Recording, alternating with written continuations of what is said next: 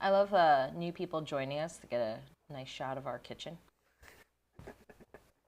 Just an empty frame of the kitchen. Mm-hmm. Oh, you got back there? I thought I did. Yeah. Sorry, I just clicked away. Okay. Dakgalbi today. Huzzah. So stressful having these problems right at the start every time. Every time.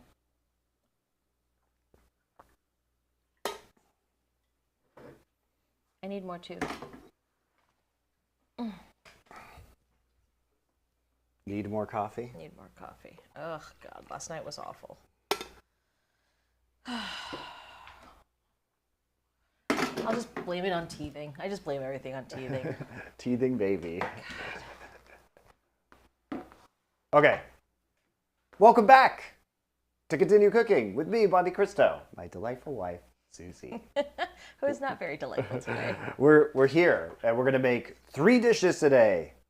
So we're going to make some Dakgalbi, which is a spicy chicken stir-fry. We are going to make Japchae, which is stir-fried Korean glass noodles. And we are going to be making Gyeran Mari, which is a side dish, or banchan, that is a rolled egg omelet. So these are our exciting things, which we will be doing shortly, finally. And the Gyeran Mari, if anything, is very simple. Yes. And it might be something that's nice for you to have with your breakfast or... Sure, it's great with rice for breakfast. Yep. So, good morning, everyone. Welcome. You mean good evening? Good evening, good night, good middle of the morning. Hey, it could be middle of the morning, 3 a.m. I'm like scared to move the switcher right now. Don't move it. I'll Pretty simple. move my body. All right, I'm just going to start measuring out some ingredients for the dakgalbi before we do the incredible ingredient presentation. So what I want is about 800 grams of cabbage. That's 500 grams of cabbage.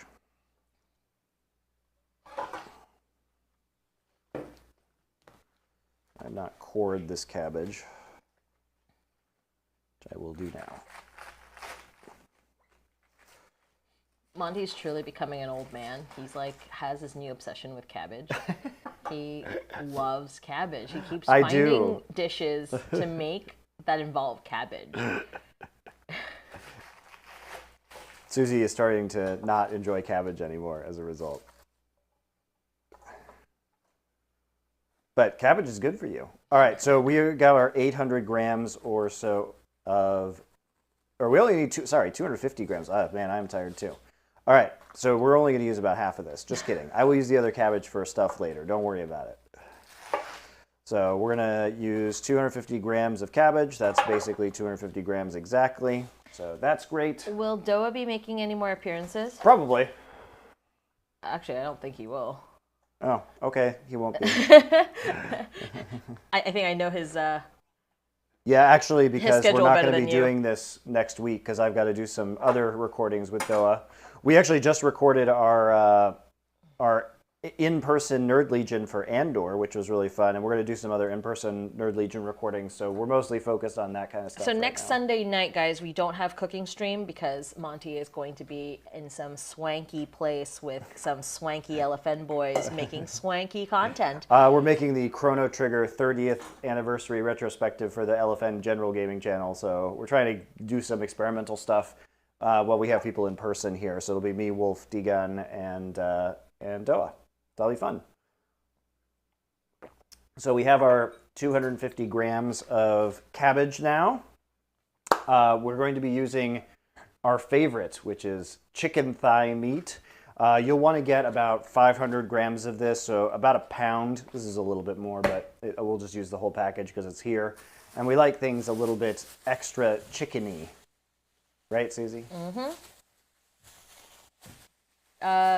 I will ask this question because I think they're trying to get a... Oh, our recording's not on. Oh. That's bad. That's very bad. That's bad. All right, guys, you get to see how the sausage is made. Welcome to Continue Cooking. Today, we are going to be doing Dakgalbi, which is a Korean spicy chicken stir fry. We're going to be making some Japchae, which is a Korean stir-fried glass noodle side dish, and we're going to be making some Gyeran Mari, which is a Korean side dish or banchan that is a rolled egg omelet. Sorry, we had to do that for the editors because I did not press the record button. I forgot. We've been turning things on and off. It's understandable. All right. And I won't blame you this time. They don't have our whole cabbage conversation. It's okay. They don't need the cabbage. Need Luckily, nothing happened, so it's fine. Monty, who do you think is going to be the next Hall of Legends player after Uzi? Oh my God. I mean, if we're being honest about, look, it's really confusing because, hold on, I'll answer in a second. Let me just peel some stuff for a second. It should be double lift. No. The problem is that they're not inducting people in the order of greatness because Uzi is obviously a money grab. Is Uzi a Hall of Fame level player? Yes, absolutely. Is he the best Chinese player of all time? No. Is he the best ADC of all time? No, he's not. So he's not either of those things. So the only reason you would put him in is because you love money and he has a large fan base. And the other problem is it's not really a Hall of Fame because they put Faker in, who's not even retired, but Uzi is retired. So if I have to put an active player in, the answer is probably Chovy, just in terms of greatness. If you want to put the best ADC of all time in, like Uzi had a great career, but Deft had a more consistent career and a longer career. So Deft is probably the GOAT ADC player. He has more titles, has a Worlds title. Uzi's awesome, don't get me wrong, but Uzi the only reason you pick him is because you are going to sell $500 skins to Chinese whales. That's the only reason. Doesn't make any sense otherwise. Oh, my little alpaca. And if you want the greatest Chinese player of all time, it's probably Xiaohu or Meiko, especially because of longevity and consistency. Probably Xiaohu, right?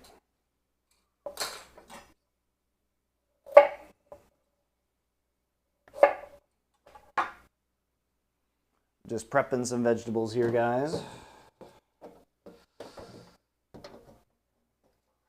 we can actually do the proper reveal.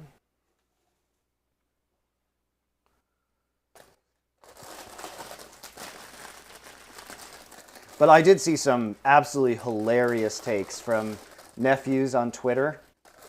I quote tweeted this one guy who said basically that if Faker hadn't existed, Uzi's career would be, it would be so much better. But I don't think at any world championship that Uzi ever went to, or Uzi would have won multiple titles. I don't think at any world championship Uzi went to, he was on a top 2 team at Worlds, in spite of the fact that he made multiple finals. The only reason he made multiple finals was because the good Korean teams hit each other on the opposite side of the bracket. So I think you could make arguments that Uzi was in fact maybe like the 3rd or 4th best team at certain Worlds.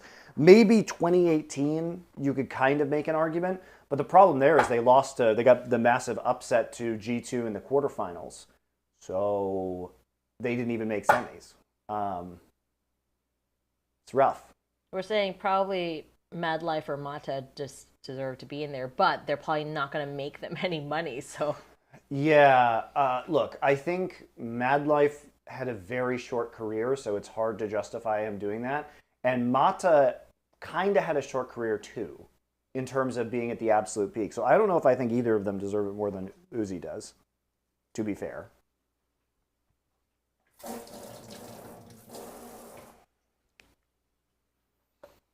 Uzi's peak was longer than either of those players.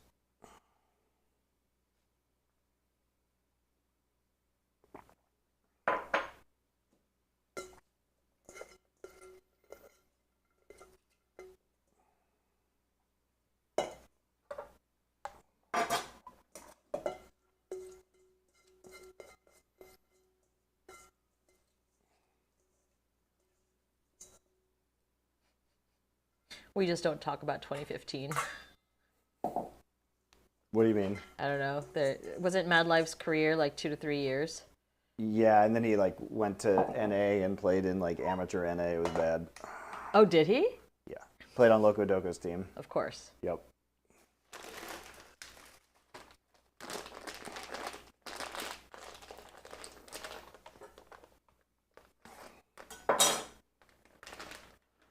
Wow, I can't believe all that was 2015 was 10 years ago. My goodness. My goodness. Your goodnesses were got.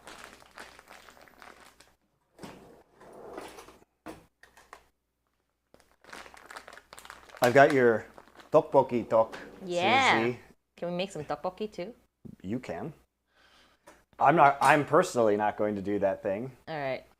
I will make a tteokbokki for myself. You go for it. You'll be amazed at my tteokbokki making without a recipe. Oh, yeah? Yeah. What's going to amaze me about it? The fact that I can do it. Whoa.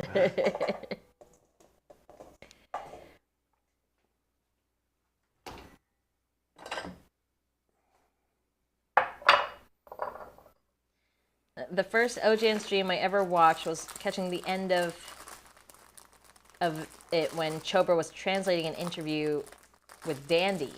Oh. How's Dandy? Coaching? Is he coaching? Yep.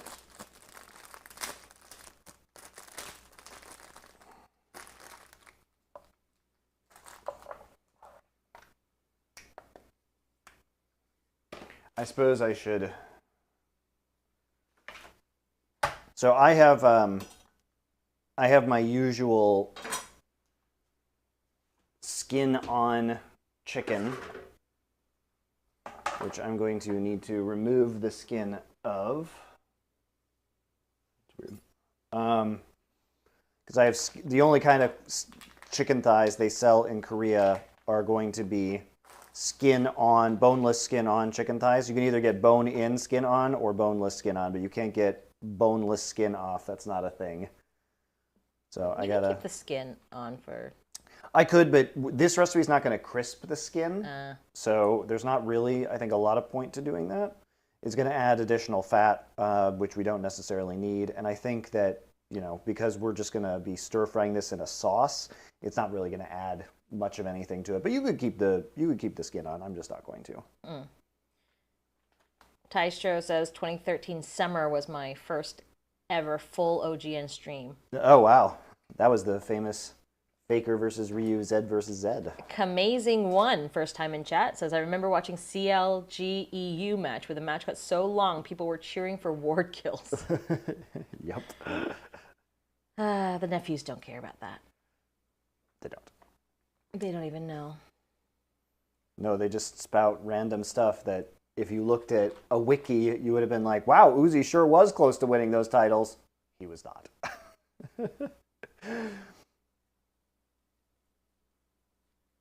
Because the real world finals happened on the opposite side of the bracket of Uzi in the semis a lot of the time. The other problem with Uzi, which is a testament to his greatness, is that a lot of the teams he was on were just filled with bums. I mean, if you look at the teams that, like, Insec was good at the 2014 Worlds. Yeah. He was on Starhorn Royal, but you know, his 2013 was like bums plus Uzi, and basically 2014 was the same way.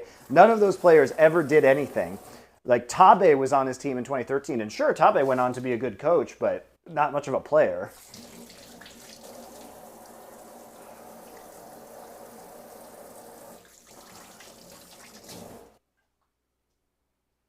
Do you guys like the blacked out windows?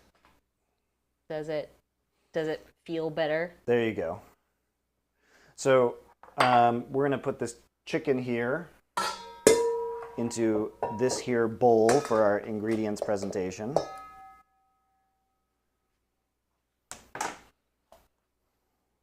All right, let's get the rest of our ingredients ready. The classic. What would a Korean marinade be without sugar? I ask you. What would a classic Korean marinade be without soy sauce? Yep. Yeah, I think the lighting does look better because we don't have the light from the outside. Those are the blackout. I happen to have blackout window covering things left over because I had to black out the baby's room. So luckily, the it worked baby out. must be stored in darkness. Yeah, he will just be too silly if he can actually see things at night and won't go to bed.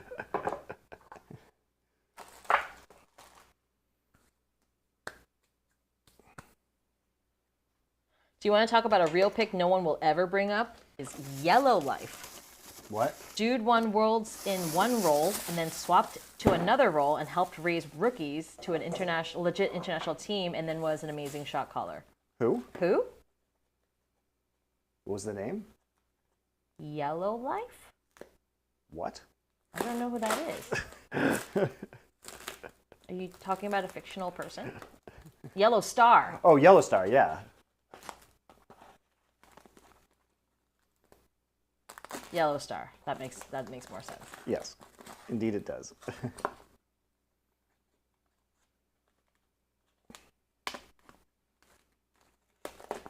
I like this cutting board piled with ingredients. It's a lot of ingredients today for the sauce and everything else.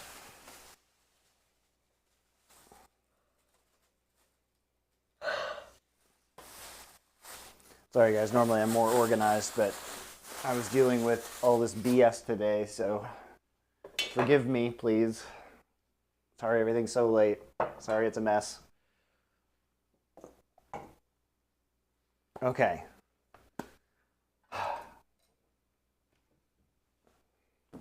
We almost there? I think we're almost there. I think we're gonna have to do this presentation in 2 parts.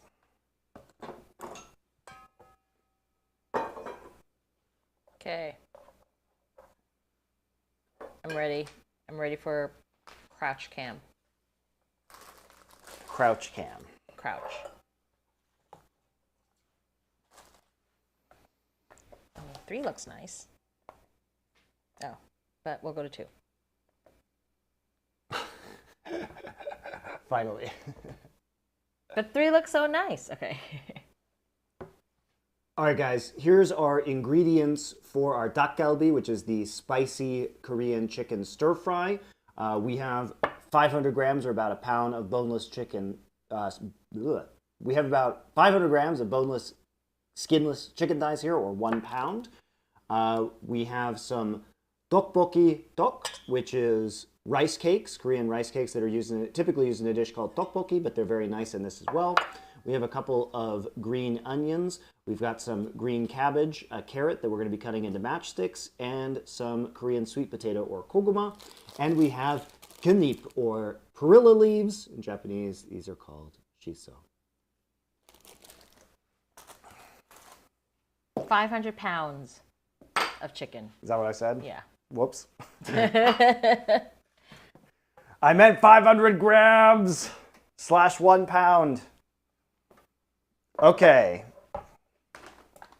And Susie's favorite cabbage. Blech.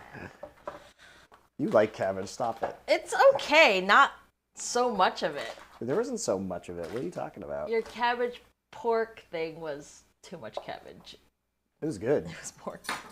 It was more cabbage than It was pork. a ground pork and cabbage stir fry that I made. Hello. How you guys doing? You awake?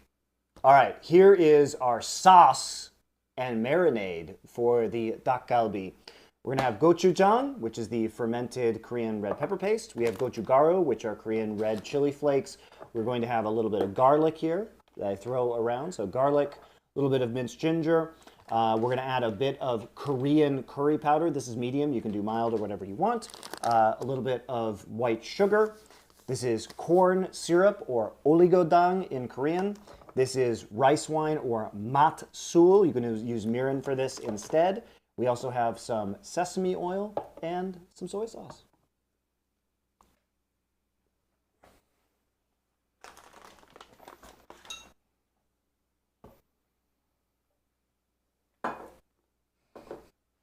Watch Bjergsen be the second one inducted.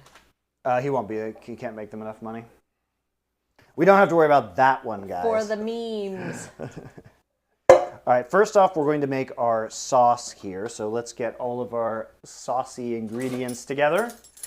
And we are going to be adding, let's add our dry ingredients first. So we're going to use a tablespoon of sugar.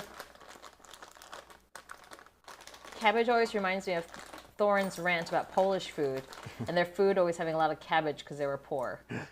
Cabbage is good for you. Some goated content from Alpha Draft era. So we're going to add 1 tablespoon of sugar, 2 tablespoons of gochugaru,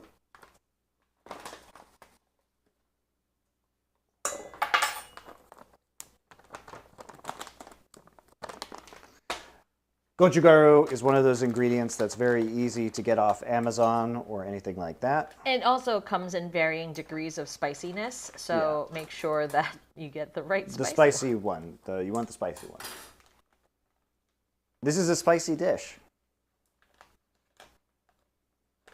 We're going to use 1 teaspoon of Korean curry powder.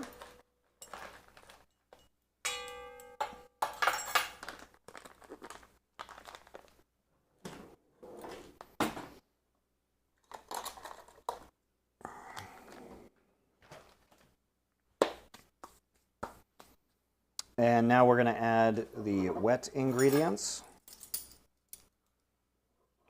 So we'll add 2 tablespoons of soy sauce.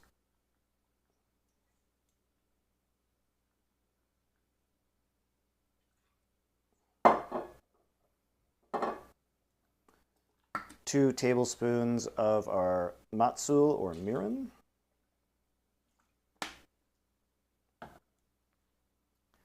A half a tablespoon of our corn syrup or oligodang. If you do not have this, you can just add more sugar.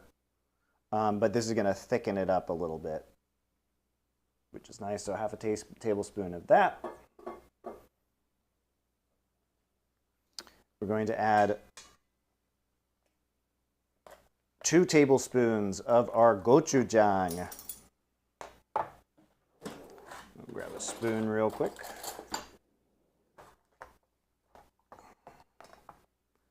We'll use heaping tablespoons. And one of the fun things about Dakgalbi is you can make fried rice at the end of it, which is a very enjoyable experience with the leftover sauce. I'm going to give this a quick mix. And we're going to marinate the chicken in the sauce as well.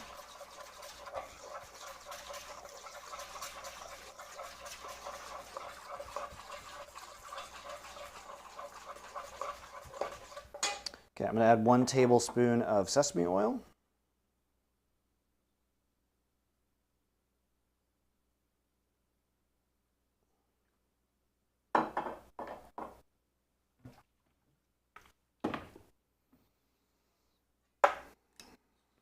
Scrape out my measuring spoon here.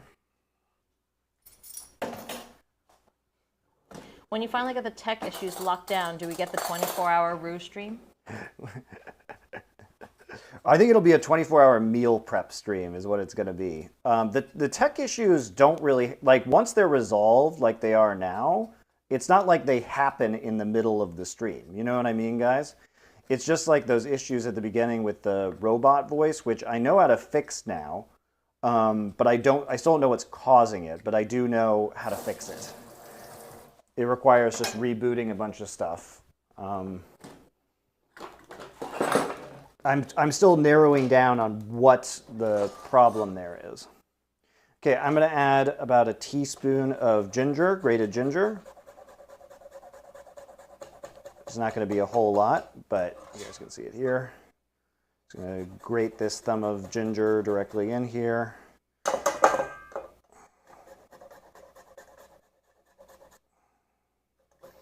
Nice fresh ginger.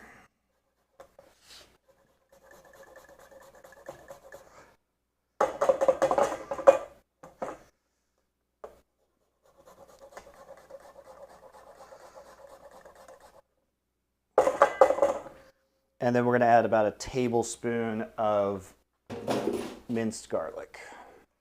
And this is going to serve as the sauce for our Dakgalbi.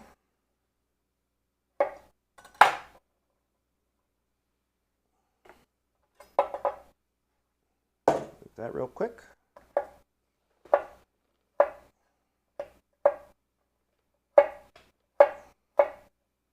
Just slicing this ginger, make it easier to mince. Or see this garlic rather. Wow, I'm out of it today, guys. Tough day to be me.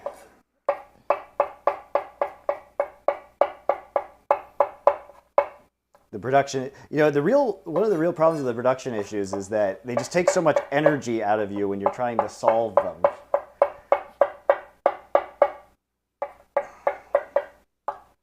Well, it's lack of sleep for me, so I'm...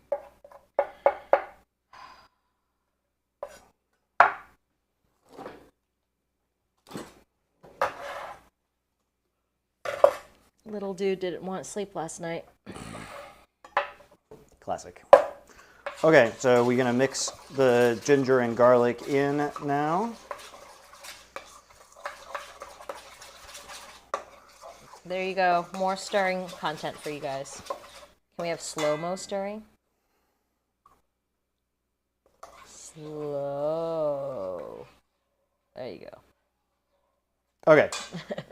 We are going to reserve a little bit of this, a tablespoon or two, if you're going to be making fried rice later, which is delicious. So I recommend you do that because we need a little bit of sauce for the fried rice. So you can save just a little bit of that sauce.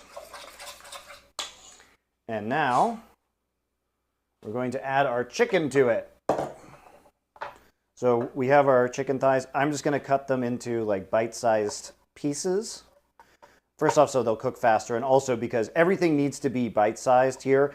It is effectively a stir fry, and you're going to be eating it directly out of the pot a lot of the time. So I'm going to take my, not pounds, 500 pounds, 500 grams / 1 pound. 500 pounds of chicken would be what maybe a Dakgalbi restaurant would go through in a day. That'd be a busy restaurant. Because this is really enough food for maybe like 4 people as a main dish. Will there be cheese added to the Dakgalbi? I'm going to add it to the bokkeumbap, the fried rice at the end. So yes, but you can add cheese to it. Yeah, we usually use mozzarella cheese. We should put it on the Dakgalbi, IMO. Is that right? Mm-hmm. Okay. 500 pounds of chicken, 24-hour meal prep stream. Let's go. Meal prep for my entire apartment building, maybe. 500 pounds of summer. Oh, God. 500 pounds of chicken. Would be a better movie than 500 Days of Summer.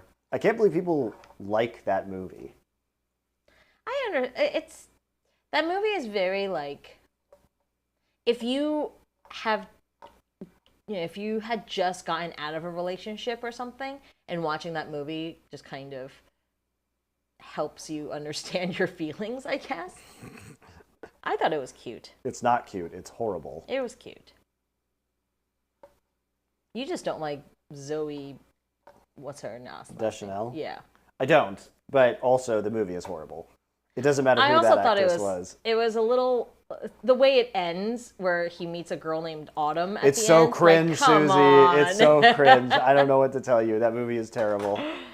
I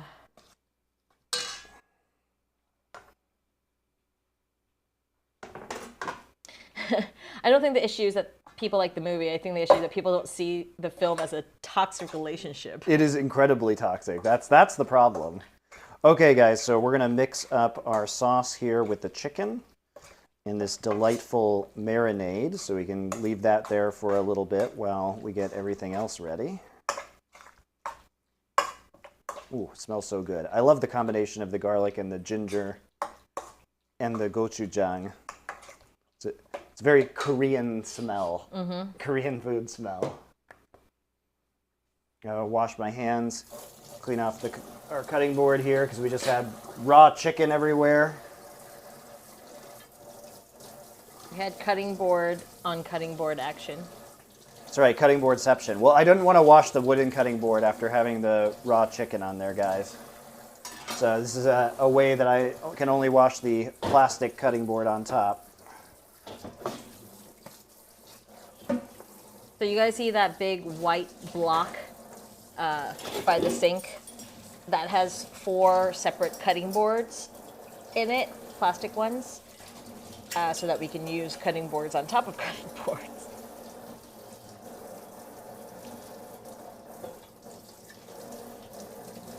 Amazing says I'll have to rewatch it. I remember liking it when it first came out. No. I really liked it too. When it first came out, I did. I thought it was super cute. It's so cringe, guys. It has aged incredibly badly. I think it is because I watched it at a time where I had just gotten out of a relationship and I was like... It's such a terrible movie. It's such a terrible movie.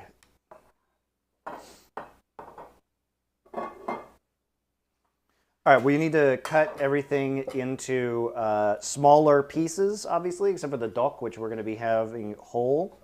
Let us cut our sweet potato now. Lettuce? I thought it was cabbage. Lettuce, I know.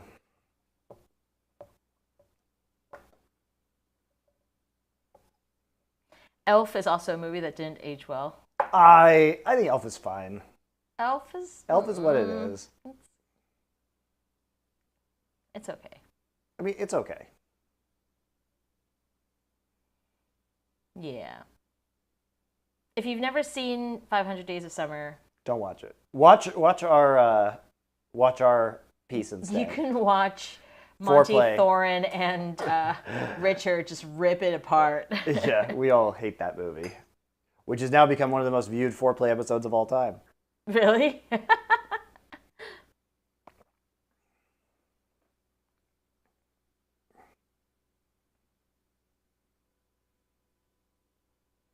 I don't know. I mean, Funky Pharaoh says that's my type of humor, like Elf. Yeah, it's fine. It's fine. It's I don't know. You're talking to someone whose favorite movie is Zoolander, so. Which is a good movie. I love Zoolander. Have you watched Blaze of Glory? I have not seen Blaze of Glory. No. Oh my gosh, we need to watch that. We need the carrot for the Japchae, guys. All right, so let us. Cabbage us. What I'm going to do is I'm going to cut this koguma into, which is the word for a sweet potato, guys. I'm going to cut this sweet potato into pretty small strips or segments because it's going to take longer to cook the sweet potato. And so we need it to be pretty small so it cooks faster, if that makes sense, right? Yeah. But we do like the sweet potato flavor in here. It's a nice touch. We want the sweet potato nice and soft and... Yeah, but if we cut it too big, then it's not going to cook very quickly. And because this is a stir-fry dish, it cooks quickly, and we're not parboiling it or doing that. We actually are just going to cook it in the sauce, so it needs to be pretty small.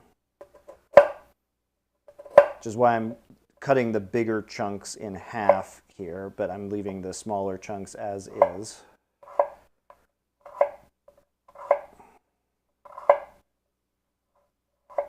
Monty has been on a Gene Hackman kick these days. Well, it's our Gene Hackman arc for foreplay. I know, but I feel like we've watched more than 4 movies with Gene Hackman. We have, but some of those were incidental because Susie and I have been watching 90s action movies, so we just happened to watch Crimson Tide and Enemy of the State, which also have Gene Hackman. But those were not. I was like, those wait, were not why deliberate. is he in this one again? Why are we watching like deliberate. 10 Gene Hackman movies? She's complaining about Gene Hackman movies, guys. Get her. Gene Hackman. He's he's one of the great. goats. No, he's great. It's just funny because it was just like every movie we chose to watch had him in it.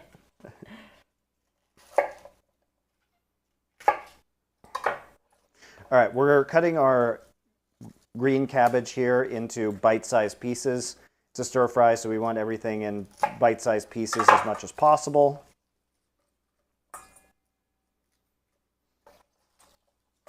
And we're just, all these things are going to go in at the same time, so we're just going to put them into the same bowl so we can just dump it in when the time is right. Will Ferrell he's a hit or miss in terms of funniness, I think.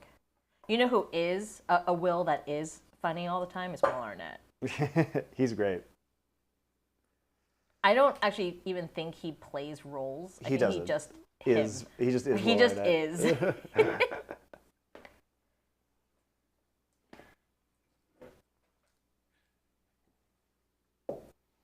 We're going to add the scallion later, but I'm just going to cut this guy in half, the white part. And we're going to cut this into pretty big chunks as well.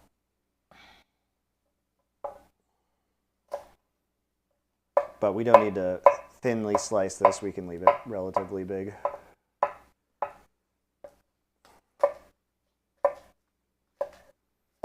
It's kind of like a stir-fry stew that we are going to be making, as it were. Yeah, the stir fry still has a little bit of juice to it, and it's gonna be delicious, guys. I'm excited.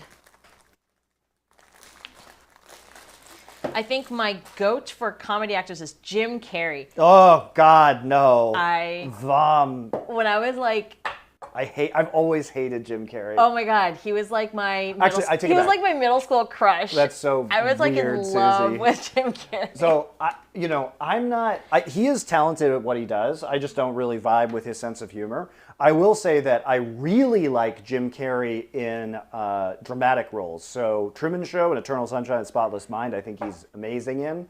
I find his humor, like Ace Ventura and The Mask and that stuff, to be I fell in love terrible. with him in The Mask. Oh God. Huge crush.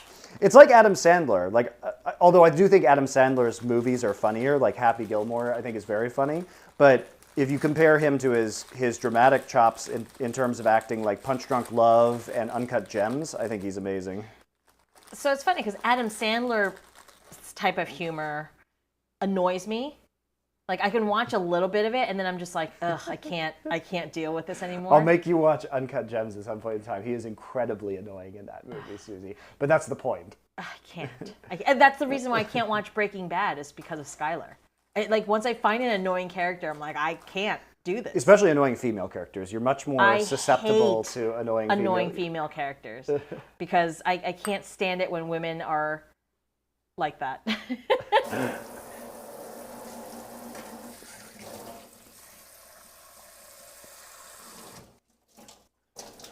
Okay, we need to soak our tok in water for about 20 minutes, just so that we get it nice and soft for the time that we're going to add it to the stir fry. So we're going to leave this here for just a little bit before we start the stir frying process. We have mostly everything prepared now, but we still have this to go. And this is called gunip. Gunip. Gunip. Gunip. Gunip. Gunip. Gunip. Gunip. Yes, I see that. Which ip means leaf, guys. So get ip is. Sorry, it like goes together. Yes, yes. It's get is the plant. Get ip. Ip. But then when you put it together, it's genip. Yeah, it turns into an N. But get is the plant. Ip is the leaf. So this is genip, right? Yes. Genip is a. We can do it. What is this with Monte Cristo or 뭐야? Which is what is it in Korean? Susie's cringing. 뭐야? That's right. That's our new segment. 뭐야? So genip is a Korean ingredient. It's also a Japanese ingredient called shiso. It is the leaf of the perilla plant. It could be known as a beefsteak plant in English. And this, we can show the leaf here. It has these serrated edges. and it is frequently used to wrap food in Korean and Japanese cuisine. It is very herbal tasting, if you guys haven't had it. It tastes a little bit like mint. It tastes a little bit like basil. It tastes a little bit like sesame. It tastes a little bit like licorice or anise. It has a very distinct flavor. And when you make a sam in Korean food, which is one of the wraps that you make with meat and rice and you wrap it up, usually you'll have these on the table at the same time as more traditional lettuce. But this is an ingredient that is going to go into the Dakgalbi part of the stir fry to add more flavor. And then you can also use it as a wrap for the ingredients in Dakgalbi. For me, it's really essential that this is in here because it adds so much flavor. It's great. It's kind of a little bit fuzzy on the outside, but that's what this is. Just eat it. Yeah. Tastes great. You will find this on your table at any Korean barbecue restaurant in Korea to make the sam, and so that's what we're going to be using here. But we are going to be using, quite a few of these, probably, I don't know, 8 or so. Hold on. Recording is flashing. Turn it off and turn it on. Okay. We'll use probably 8 or so. Yes, and this is the same leaf that we use for the bulgogi wrap. I think we use this for the posam. Like, it really enhances flavor of whatever meat that you're eating it with. Yeah, it has a much more herbal flavor. So it does have a strong flavor as opposed to the more neutral flavor of the lettuce. But a lot of people are going to enjoy eating these. If you don't want to make it with this, you may not enjoy the flavor. So that's just is what it is. You don't have to include it. I'm going to cut this into strips so that it is evenly distributed in the final product of our dakgalbi. So I used 8 leaves here, and we will add those later on and wilt them into the dish with the green onions here. Susie just cringing at my 뭐야? She's cringing right now. Why are you cringing, wife? It's cute. You cringe at my cuteness? You're adorable. That's our new segment, guys, when you need to know something. 뭐야? 뭐야?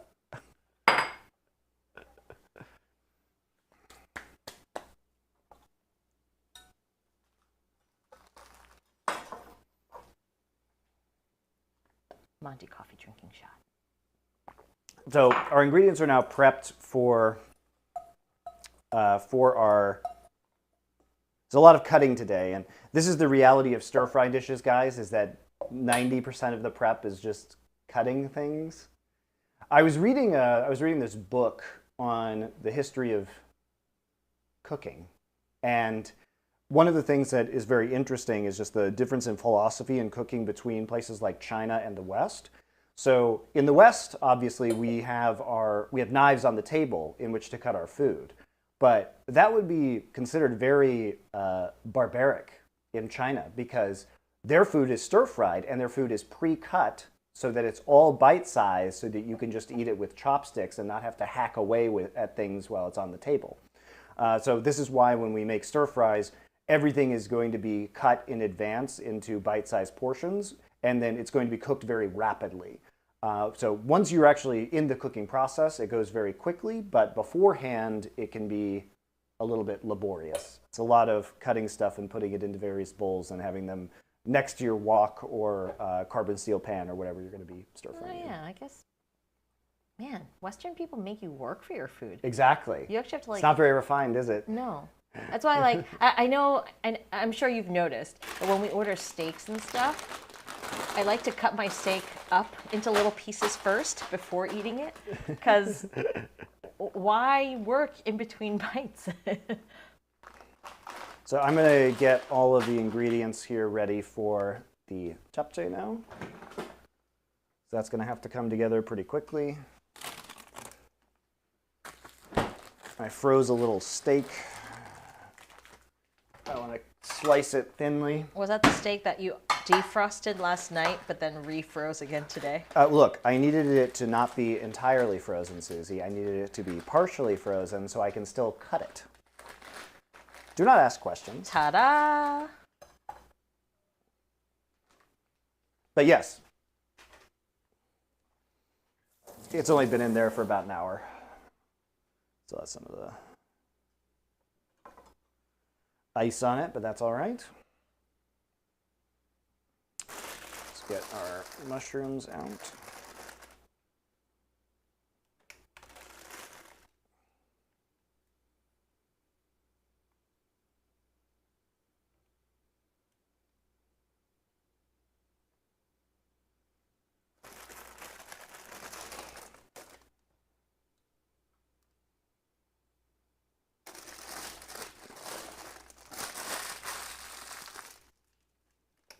Oh yeah, the other thing in Korea is when you have meat at the table, like on a barbecue or something, they'll just give you scissors. Of course. Because cutting with knives just... It's way more annoying to cut up with knives. Why does it need to be partially frozen instead of fully thawed? Because it's easier to cut things thinly when they're partially frozen or very cold. Oh, because it retains shape? Yeah, it doesn't like flop around. Yeah. So this is why a lot of times in Korean restaurants, so there is what's called chadol, which is very thinly sliced brisket. And when you are served the chadol at the table, it cooks very quickly because of how thinly sliced it is. So it'll be served to you frozen in these little curls. And the reason is because they take the frozen brisket and run it through a meat slicer and then freeze it. Or they serve it to you right off of the meat slicer. So they take the brisket and they slice it, and then they just give you the frozen pieces. But it cooks so quickly, it doesn't matter if it's frozen. And we're gonna cook. This will cook really quickly as well.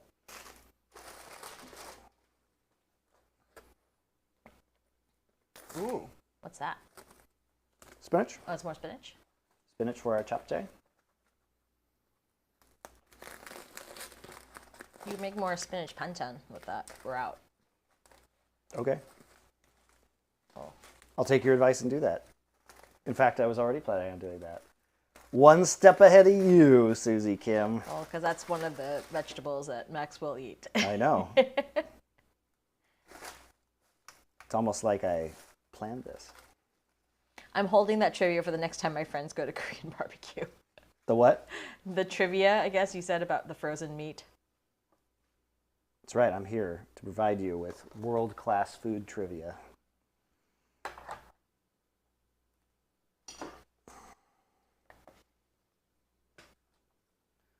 So I'm trying to, this is being very annoying. Okay. Trying to get a measurement of about 175 grams of spinach here. This is not cooperating with me. There we go. So about 6 ounces of fresh spinach, which is what we got. We need to trim it a little bit, but we'll deal with that momentarily.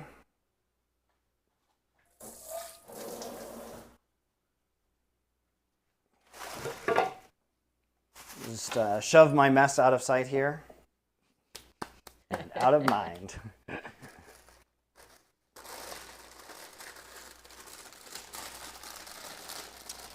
Oh, the only Korean dish I do not like is japchae. It's weird. It's just stir-fried noodles. I think that feels like a really weird one to not like. And people look at me like I'm an alien. Taistro, what is it about japchae that you don't like? I feel like it's a pretty mild-mannered stir-fried dish.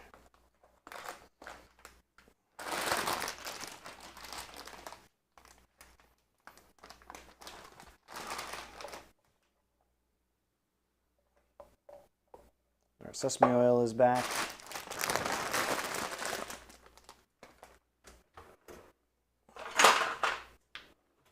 It's the texture. Oh, you just don't like the noodles? Yeah. That's fair. That's the only thing I could think of it being. Yeah. The kind of gelatinous noodle, yeah. Oh, this is good. Orion really likes japchae, so dinner is sorted for tonight for the baby.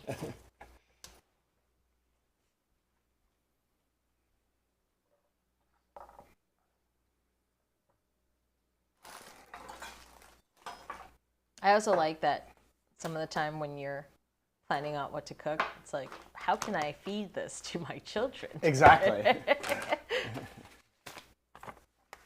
And then I cruelly force them to eat it. My only real complaint with japchae is that a lot of restaurants make it really super greasy.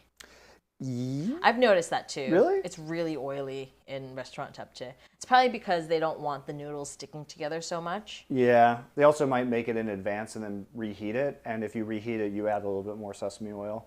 That's the best way, because otherwise the noodles become very gelatinous. We talked about this with the jimdak, which is that the dangmyeon, which are the sweet potato noodles, can get very gelatinous if you don't eat them right away.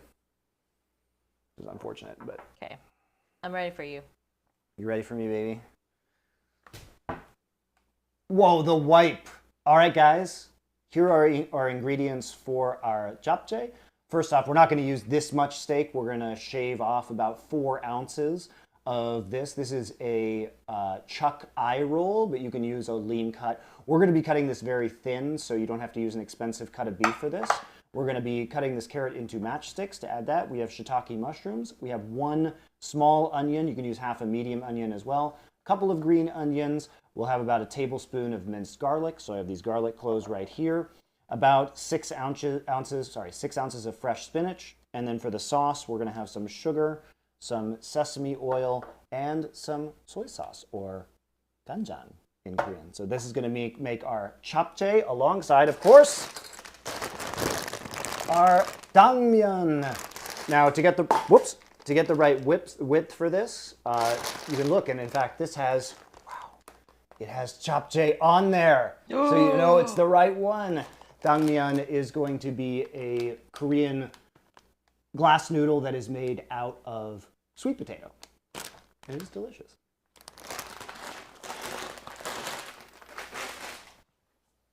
A lot of households will use pork over beef for japchae. Oh, sure. I don't think it really matters. Your meat of choice. Whatever. But I'll show you guys what I mean about the thin cutting. What did I do with that? Okay, this bowl is over here. So I'm just going to move all my ingredients up here so it's easier for you guys to see the beef cutting is about to happen.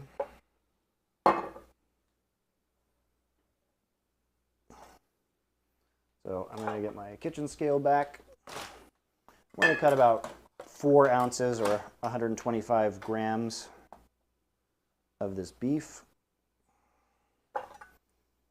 And the grain of the beef is going this way. So I'm Move your head.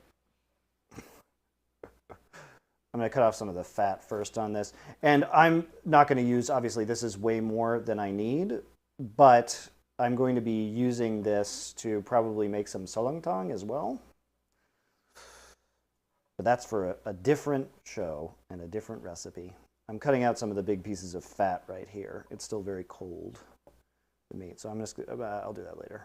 Is that about 200 pounds of beef? 200 pounds, yep. So I'm looking at the grain of the beef here, and the grain, as you can see, is going this way. So I want to slice perpendicular to that so that it's nice and tender. We don't get those long fibers.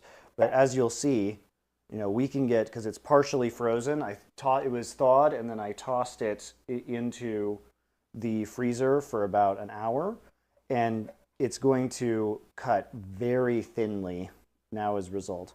If you happen to have a meat slicer, you can just go ahead and use that too, I guess. But can you use the slicer, the plastic slicer thing that you the have? mandolin? Yeah. Probably not.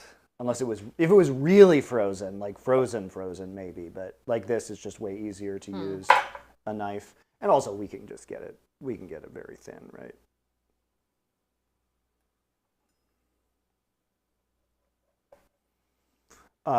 All the ingredients are going to be sliced very thin in this, so we don't really want any piece of meat that's going to be bigger than about 1.5 to 2 inches in length. So once they start to get longer, I'm just going to cut them in half like this. again, we kind of want everything to be uniform in terms of size so that we have, it's really easy to eat.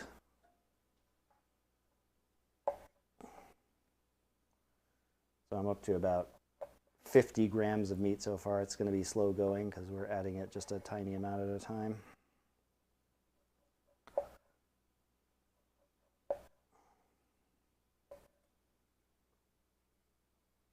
What? I'm not asleep, I swear.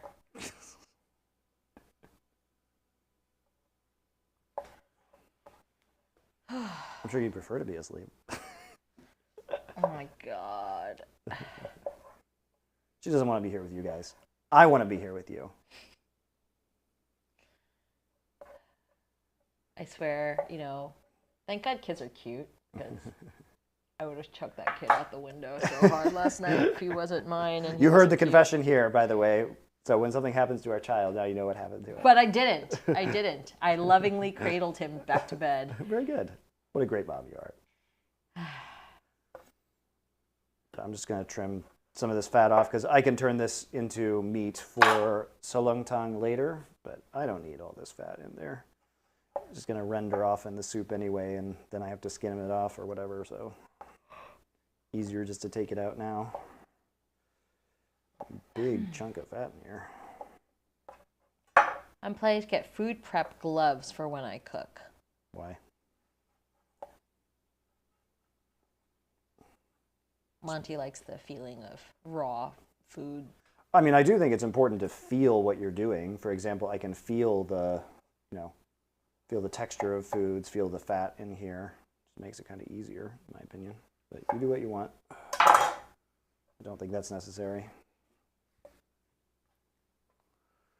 Okay, so we have our about 100 grams of our chuck eye roll here. You can always add more if you want your japchae meatier. Meteor? Meteor, like, a comet streaking through the sky. That's how you like your japchae? Mm-hmm. Because it's raw. Wait, you guys have a problem with touching raw meat? Just wash your hands.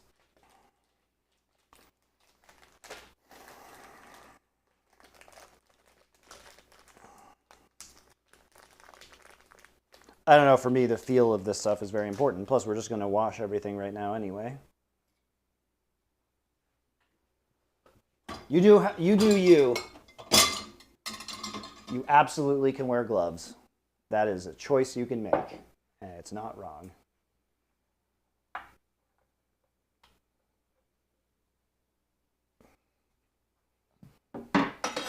Are you adding some of the catnip onto the japchae? The catnip? I'm not, but you could. Japchae is one of those things like bibimbap where you can kind of put whatever you like into it. So, True. You want to slice some up nice and small and add it in there. It's totally fine.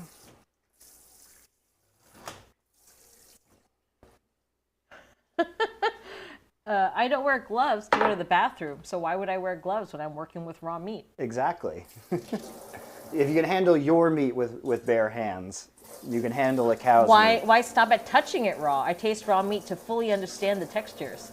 Yeah. I mean, look, this is not medical advice. Why use your hands to prep when you can use your mouth? This is not medical advice, but eating that beef raw probably is not going to hurt you. The chicken, however. The chicken, yeah, don't do that with chicken and pork maybe, but that beef, that's fine.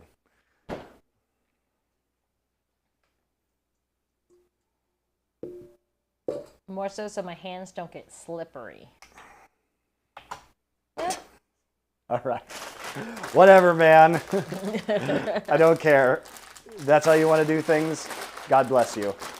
Okay, we're going to add 7 ounces or pulling about 7 ounces or 200 grams of these noodles out. This bag is 500 grams of these noodles. So I'm going to be using a little bit less than half of it. Get out. A little bit more.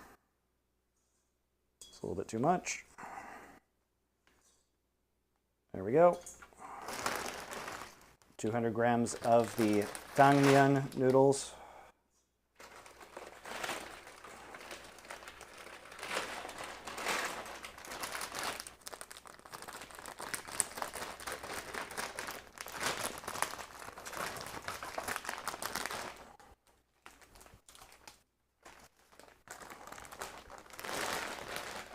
I'll put them in my noodle storage up here. Is that where we're keeping all the noodles? It's where all the open bags of noodles go. Got it. We're not going to pre-soak these. We're just going to boil them. So you don't have to worry about that. All right. I have to go to the bathroom. Take off your mic and go, Susie. I will. I was trying to get your attention, but you were Don't let me stop you. You're busy noodling, sir. And I do it again. It's on. Great. I will wait for her to come back, guys, because I need it to... Well, I mean, you just won't see it, is the answer. But it's being recorded, so it doesn't matter if you see it or not. Okay, we're going to make the sauce. We're going to add 3.5 tablespoons. 1, 2, 3.5. That's 3.5 tablespoons of soy sauce.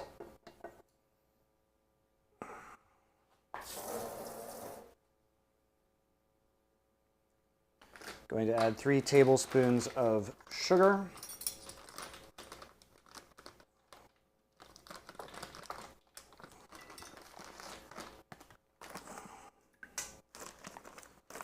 Two,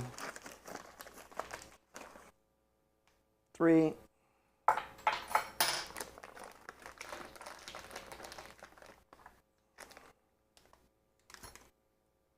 Two tablespoons, or I'll add a tablespoon of these sesame seeds. These are roasted sesame seeds, so I'll add a tablespoon of these.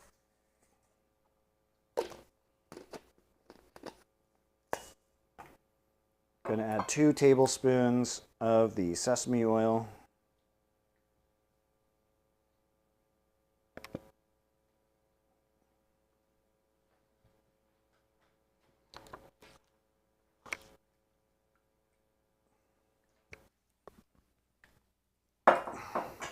This japchae recipe is from Korean Bapsan, a website I quite enjoy. Have you watched Andor Season 2 and when the Nerd Legion? Yes, and Doa is in Korea, so we recorded it in person, and it should be out this week. So that's very exciting for us. Kentucky Crusher. With a K. How did you like Andor Season 2, Susie? I liked it. So I'm not as deep into the Star Wars universe as Monty or Doa, but I don't know. I mean, the whole Bix romance thing was weird to me, but besides that, I thought it was great. She also watched Rogue One for the first time. Yeah, I watched Rogue One after we finished Andor. And, I mean, there were some things that were weird. Especially watching Diego Luna be younger in Rogue One than he was in Andor was a little off-putting. But other than that, I don't know. Face value, I liked it. I don't like Rogue One, but...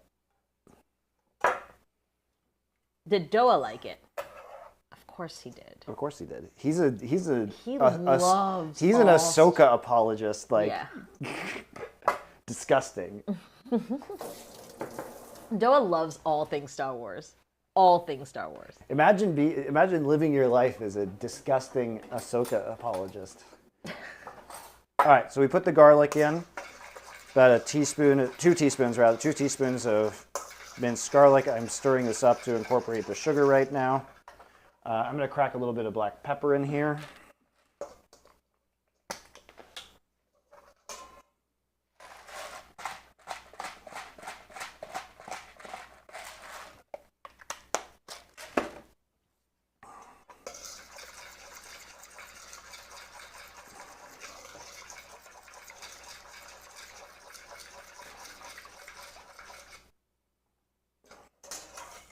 Try and actually center this cutting board for you guys. Make it prettier.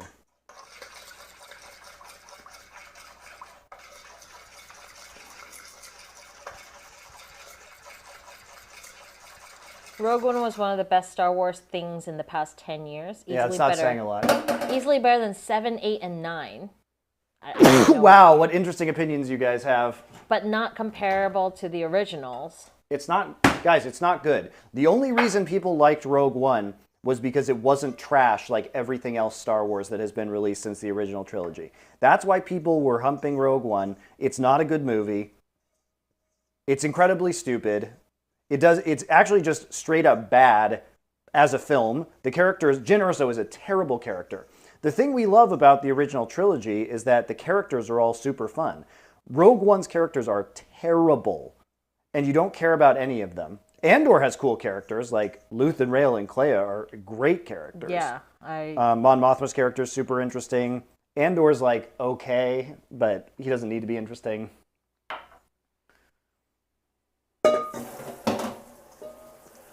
And also, if you are a Star Wars fan, or a fan of the original trilogy as I am, you just hate the fact that Rogue One makes the start of A New Hope incredibly stupid. Because they're literally running away from the fight where they stole the Death Star plans, and then Leia is like, we're just on a diplomatic mission to Alderaan, when Vader chased them from that fight and knows exactly that they were there. So it's just the most stupid lie that could possibly be conceived. So it actually just ruins the original trilogy as well, because it makes the start of A New Hope dumb.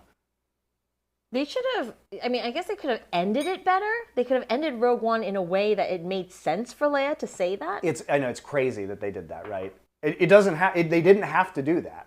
You're totally right. And also because... Like, it could have been like, they're running away, and then they go, and then have like another clip that's like, you know, months later. Well, what they could have done, look, I love the scene at the end of Rogue One where Vader is chasing all of the Rebel commandos down the hallway, but they could have just had the guy escape, get onto another ship, and then rendezvous with Leia's ship, so there would be plausible deniability, instead of literally just escaping with the plans onto the ship, and then the ship just leaves, right? Because did that guy, here's a question for you guys, did that guy who got the plans, who was literally looking back at Vader going like, oh man, did he just forget to tell Leia, oh yeah, you know, when I was running away and I got handed these plans, there was a crazy giant black robot man with a laser sword who was murdering us all. Be careful, baby. It's so absurd. Either a different ship, no, but like, even that, he could have handed it to her, and then literally had a scene that was like 4 months later, because like they've gotten away or something, and then, you know, they're like, oh no, he's still after us. Literally anything would have been better, but yes, that would have been better. So that was a little weird. Also, CGI Carrie Fisher was a little weird. But... I mean, also CGI Peter Cushing is horrible. All right, so again, we're going to be cutting all of the ingredients for our japchae into smaller pieces. I have a peeled carrot here. I am going to be cutting this into matchsticks, so we need to make sure we have some flat sides to work with here. It doesn't really matter if we're going to get some irregularly shaped pieces. We're not a Michelin restaurant. We're just making japchae at home. So we can eat some weirdly shaped pieces, but we need to get it into nice little strings because we want it to mirror the size of the noodles, basically. So I'm cutting it off. I'm cutting it off some of the sides so we can get it on a flat surface, and then I'm cutting it into planks, right? I don't want to slice myself, so I'm thinking about the most strategic way to do this. I guess I'm going to cut it into planks this way now.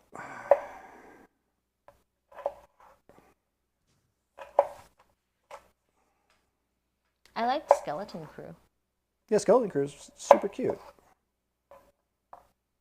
That's like one of the things I'm excited to watch with, you know, Max when he's a little older. Good for your kids if they're like, I don't know, 9 or 10 maybe.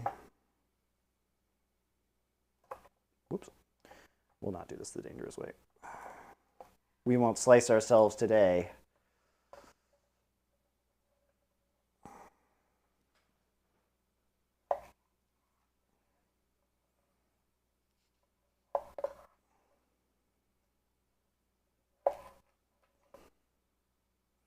So this doesn't need to be perfect. We're just trying to get it into little thin slivers that will be pleasant to eat alongside the noodles. Effectively what we're doing. So I will cut all these in half, but in the meantime, Just cut these into... JP Mellophone is now following. Wow. I love these names. Like, people are just so creative with their Twitch IDs. Will anybody beat anime nerd Fred Durst, though? No. You are one of a kind, sir. These pieces might be a hair thick, but it's okay. Here, throw me a carrot. Ah! Thank you.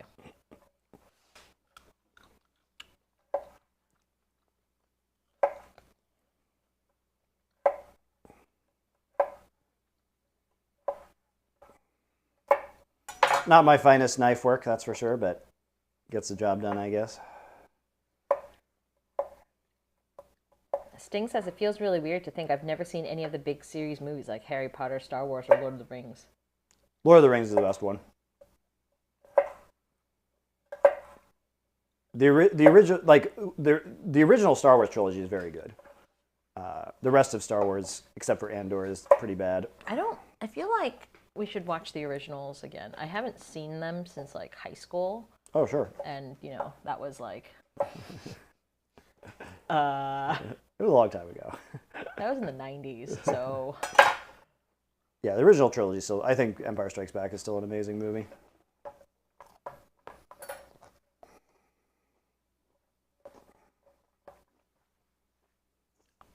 I graduated high school in the 90s.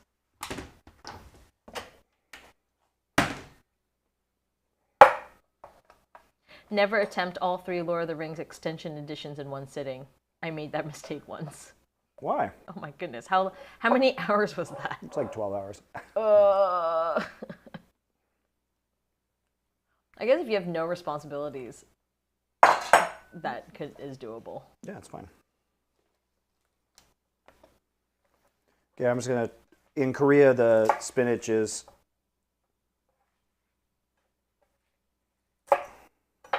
includes the ends. You will not have to do this step, probably. You are buying spinach from a Western grocery store, which is just to trim the ends off the spinach, and we're just going to give it a rinse and a colander as well.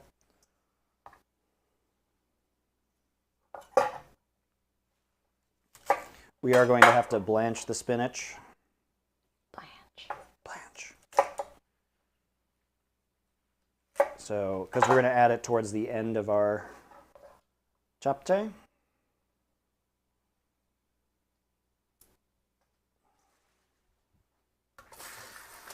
Now I'm just going to rinse my spinach.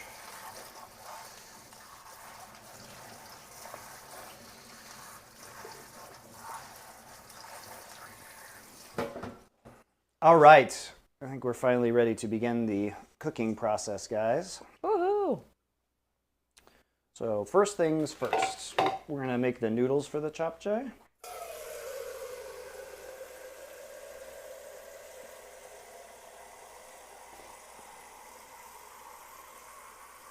And to make it easy, I'm just going to go ahead and use one pan.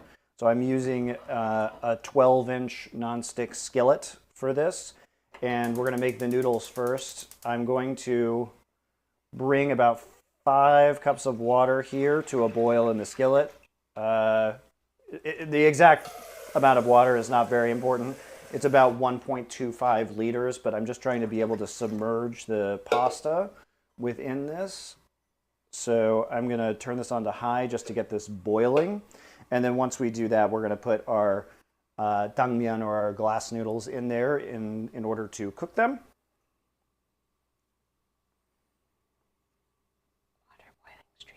Water boiling stream. So exciting. It's just easiest to cook this in non-stick skillet. A lot of Korean food is just made in non-stick skillets. Kind of optimized. It's what most Korean households have. I love my tefal pans.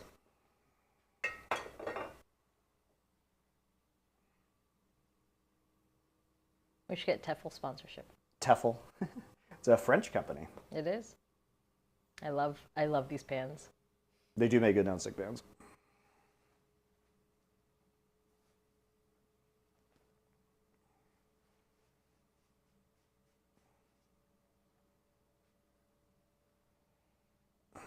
Yeah, as all things like Andor and whatnot. I just watch all the things that Monty makes me watch.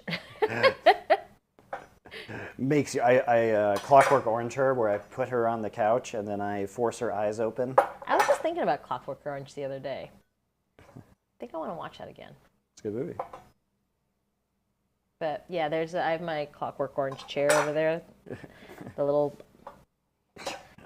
eye bits are custom fit to my eyes. So I have some shiitake mushrooms here that I'm going to thinly slice.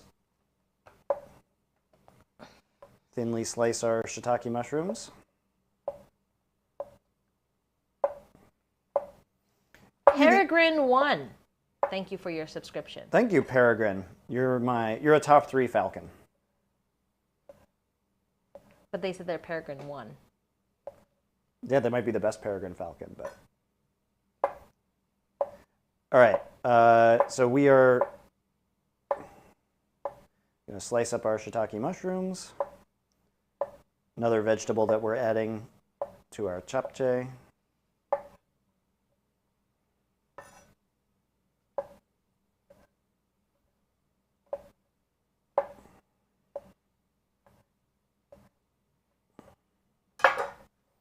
All our japchae vegetables Have been chopped. Japchaed. We have this is a pretty small onion, so I'm going to use the whole onion. But if you have a medium-sized onion, you may only want to use half of one. You don't want it to get too oniony. Said, oh yeah, Monty is such a Falcon fan. Name 5 other Falcons. The Millennium Falcon.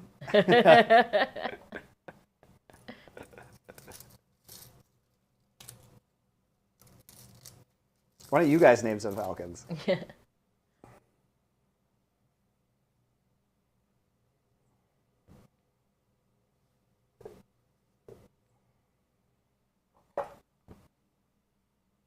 Isn't there a Falcon in...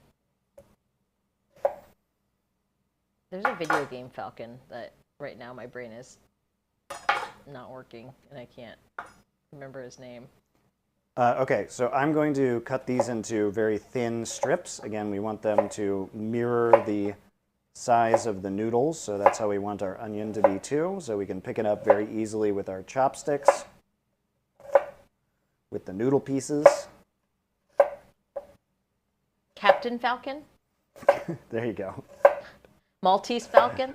Yep, Captain Falcon. Falcon Punch? Yep. Falcon and the Winter Soldier?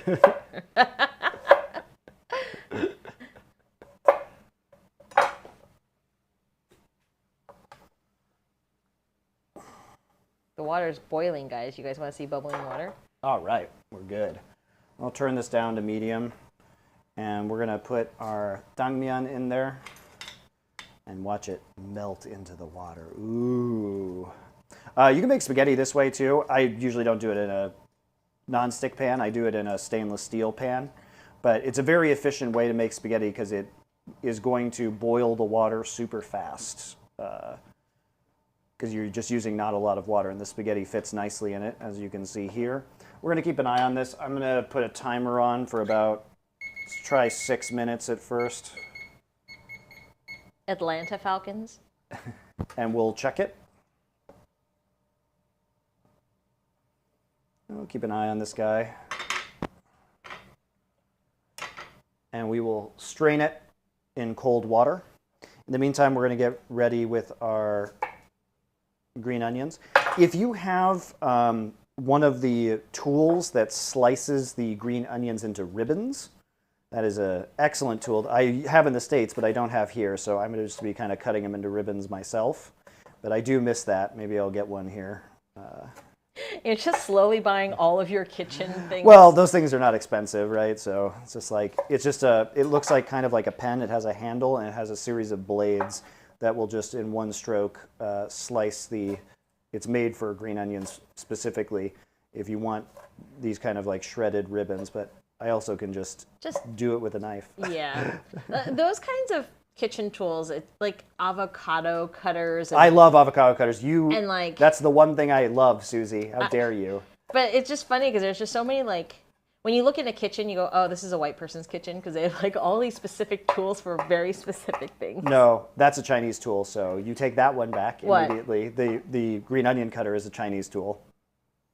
Minus that, there's a whole bunch of tools that, as you know, have one purpose. I usually am against one-purpose tools, but the avocado cutter that we have, I actually am massively in favor of. That thing rules. Unique tools of the devil, Alton Brown is correct. Yes, that's true. That's an Alton Brown position. I am generally in agreement with the exception of the OXO avocado cutter I have, because avocados are, honestly, if you look at, doctors will say that the most common medical injury that people receive is cutting avocados. And they are very annoying. It's really easy to cut yourself because they get very slippery. So there is an OXO tool that has, that will pit it for you, and then it will slice it for you as well. So it is, I am a big fan of that one. But that is basically the only individual tool that I am in favor of, besides the green onion slicer. But that one's pretty easy to do just with a knife, and it's not dangerous like cutting avocados is sometimes. You don't like olive? Oh, is it the Olive pickle pitters. grabber? The pickle grabber? Yeah, that is a white person thing for sure.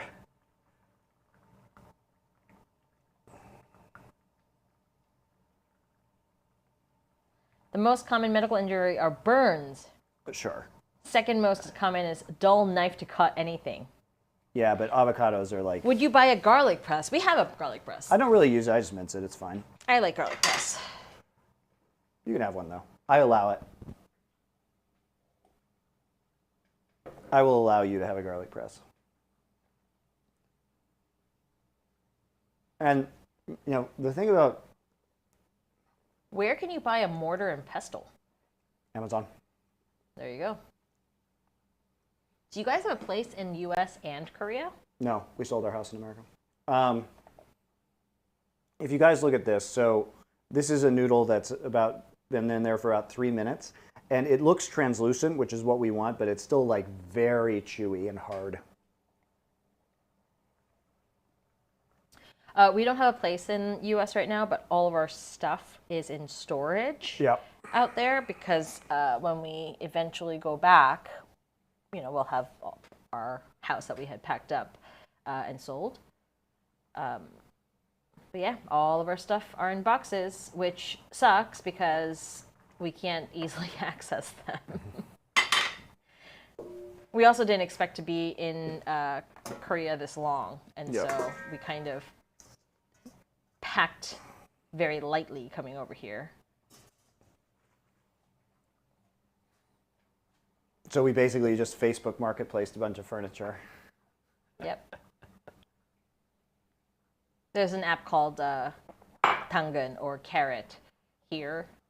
That's basically where you buy secondhand things, but you can only access things in your area. Yeah, it's like Facebook Marketplace. No, but it like geolocates you, so, and it makes sure that you are where you say you are.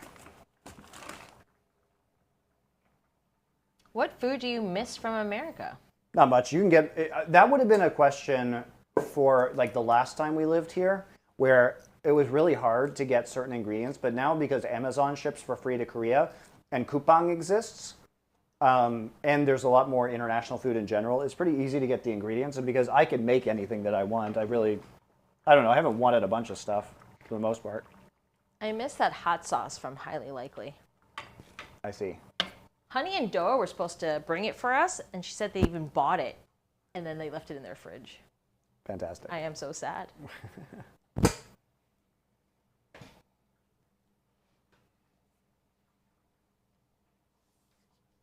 But in terms of food that I miss specific restaurants, but not a type of food, because like Monty said, we can just make those foods at home. Yeah. So we're just waiting for the pasta to finish boiling here. So I have about 20 seconds before it's 6 minutes. I'm not sure if 6 minutes is going to be enough. It could take a couple minutes more. We're just going to try it. We are going to cook more of it later, though, in the sauce and in oil. So if it's a little bit undercooked, it's okay.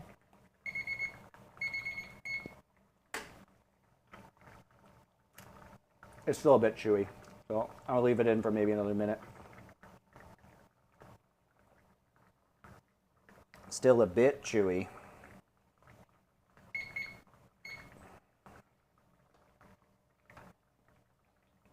I miss regular Cheetos. I'm sure you can get regular Cheetos here. Nope. You looked? Yep. They're all barbecue flavored or hot Cheetos.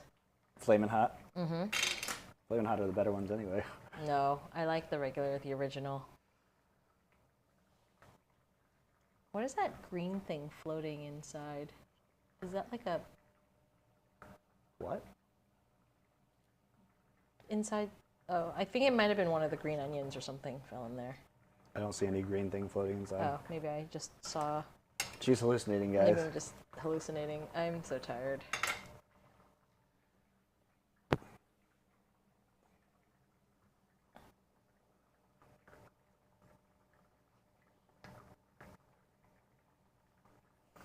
Okay, so I'm going to do another minute. Another minute has completed. So what I'm going to do now is I'm going to take this off the heat, and I'm going to pour it into our colander here, and I'm going to shock it with cold water to stop it from cooking.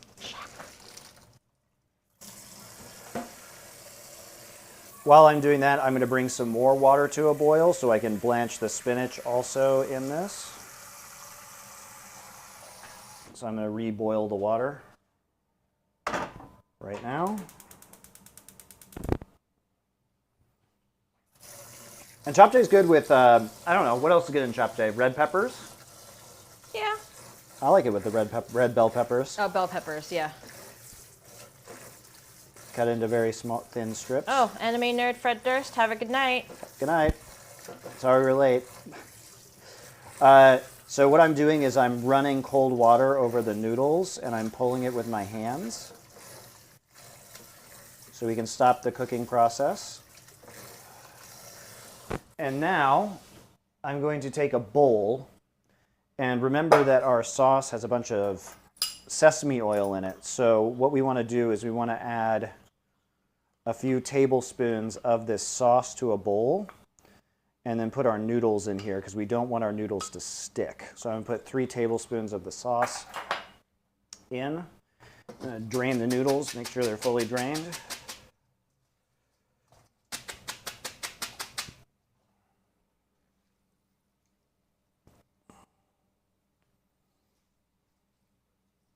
I'm going to add the noodles in there. Try not to get too much water in.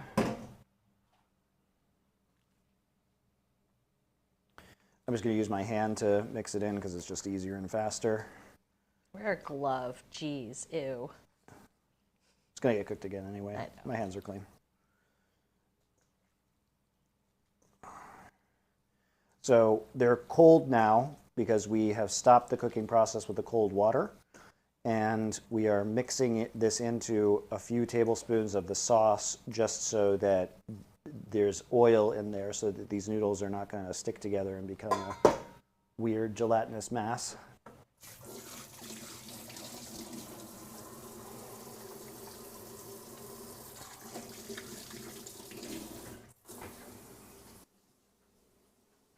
We get Monty's honmat. Hand flavor. Mm-hmm.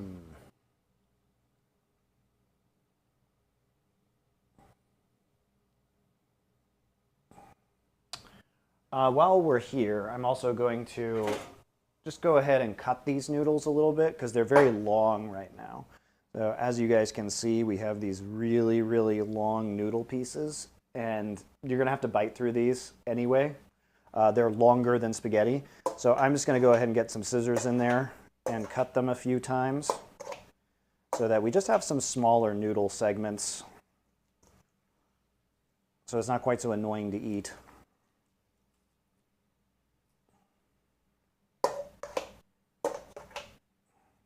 Would it be helpful if you, before you boiled them, you just broke them in half? Yeah, you can. Or you can just cut them afterwards too. Yeah, they're smaller now in terms of size. Probably missed a couple of them, but for the most part, it's a more manageable size of noodle at this point in time. So our water is boiling again. So I'm going to go ahead and blanch the spinach just a little bit until it's slightly wilted. So it's nice and supple to go inside our japchae. Should only take, you know, a minute maybe. We still want it to be crisp. So it could take like 20 seconds, could take a minute.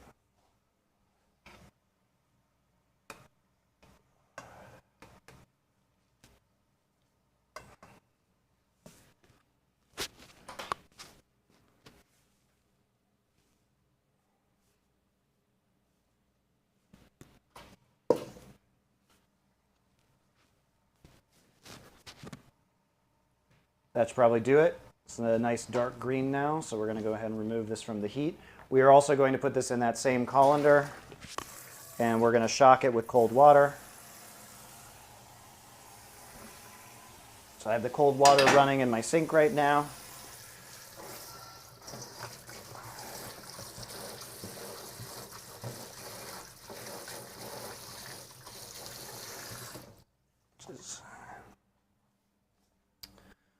Take this bowl here, drain some of the water out. And I'm going to go ahead and squeeze the water out of the spinach because it does retain quite a bit of moisture that we don't want in the japchae. So basically with this amount of spinach, I'm going to make a fist-sized spinach ball.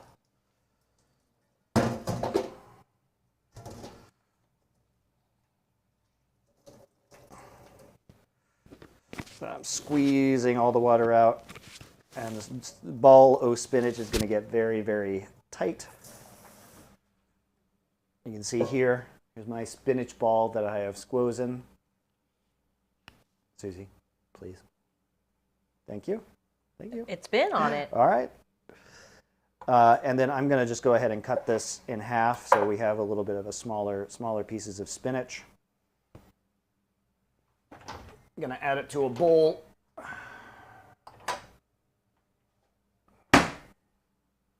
Take this bowl here, spread it out again, more normal sized pieces. It's going to add a little bit of table salt. I'm using MSG salt to this. A pinch, just to incorporate some salt into the spinach leaves.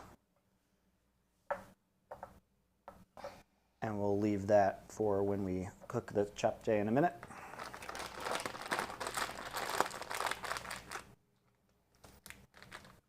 Everyone's talking about beers right now in chat. What? What's that beer that I really like? What was that brand?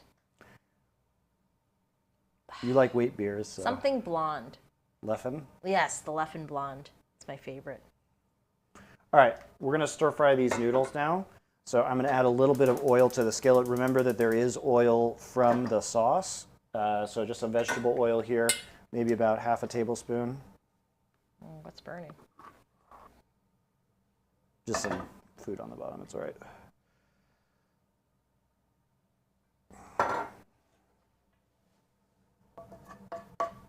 don't know what's on the bottom. All right. We're going to turn the heat on to medium with a little bit of oil, and we're going to start stir frying these noodles when it comes up to heat.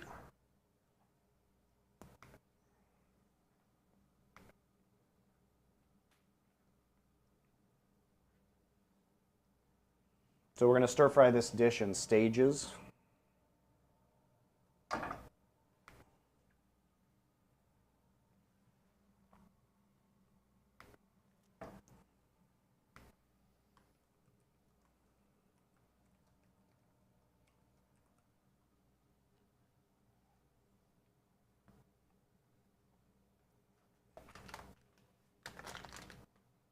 Is that the MSG salt? It is our MSG salt. Are you a White Claw enjoyer? That's okay. Did you know, actually, when White Claw became a really big thing, I was pregnant with Max. And so I never really joined in on the whole White Claw craze because, you know, I was pregnant. And then afterwards I was, you know, raising a child, so I just never drank. So no, I never really got to it. Okay, we're going to add the noodles now. is going to splatter a little bit because there's some water within the sauce, also some leftover water from the noodles. So what we want to do here is just stir. They're going to become very translucent as we stir fry them. They're going to become very clear, which is the kind of look that we want. It may take a few minutes here for that to happen. We can do this over medium or medium-high heat. So we are going to stir fry them, so make sure you're moving them around. You can also eat japchae just as a meal if you want. Just a stir-fried noodle dish, so you can enjoy it by itself, even though typically it is served as a side dish with other Korean food. And if you make a lot of it, to reheat it, you're going to want to put a little bit of sesame oil into a pan and on medium heat and just heat it up again.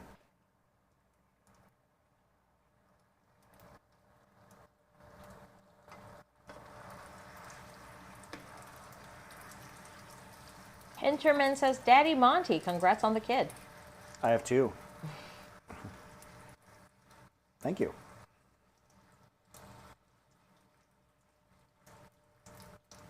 They took away my DILF gamer tag, though, on Twitch. I'm still upset about that.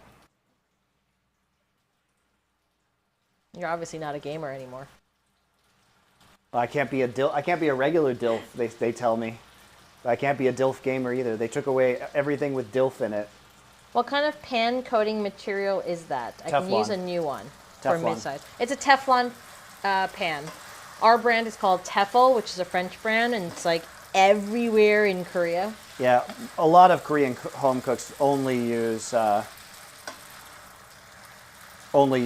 non-stick pans. Very common here. I love non-stick pans. It can be hard to find non-stick pans, but for applications like making this japchae, it's great.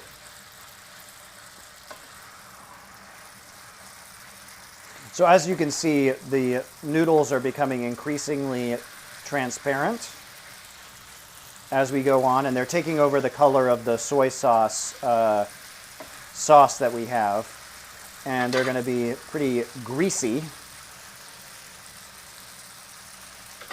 and then they taste like sesame oil.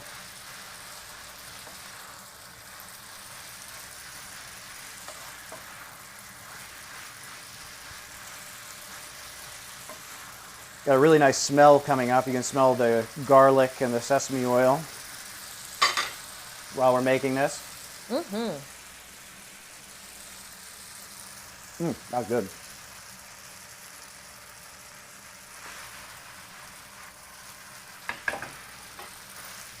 They don't flip too well. Okay, I think we're pretty much done with this part of it. We're going to start to add all of the rest of the ingredients now. So I'm going to turn it back to medium, and we're going to start to cook the carrots and the onions as part of our next phase of cooking. So we'll go ahead and we just went ahead and put the stir-fried noodles back in the same bowl that they were in with the sauce. So we just store them over here for now, and we'll just keep on adding stuff over to it. We're at another half tablespoon or so of oil to this. Just so we have something to fry our carrots in. The pan's going to be pretty hot as it is, so we'll just go ahead and toss our carrots in.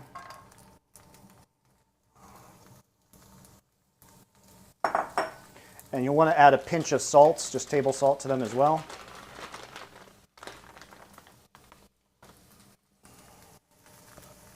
A little pinch of salt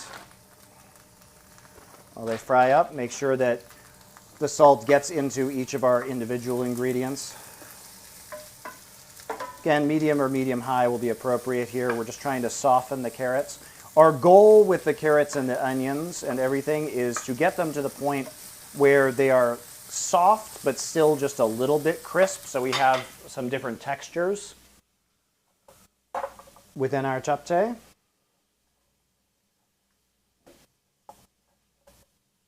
So we'll add those first, and then we'll add the onions.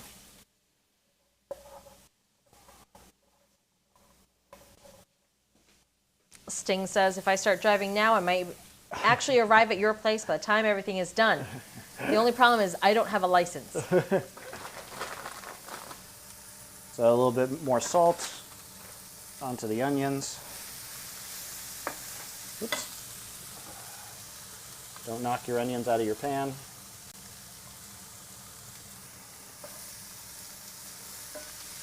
So our goal here is to get our carrots just a little bit soft and to get our onions translucent. And then we will transfer these into the bowl with our noodles.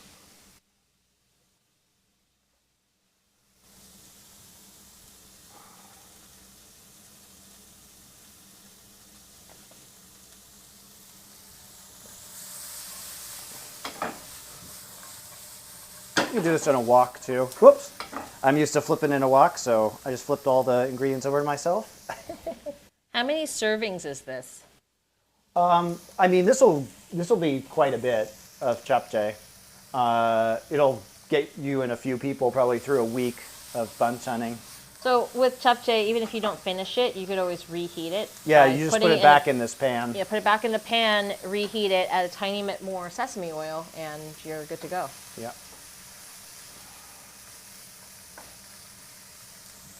That was a trick Susie's dad taught me about reheating japchae.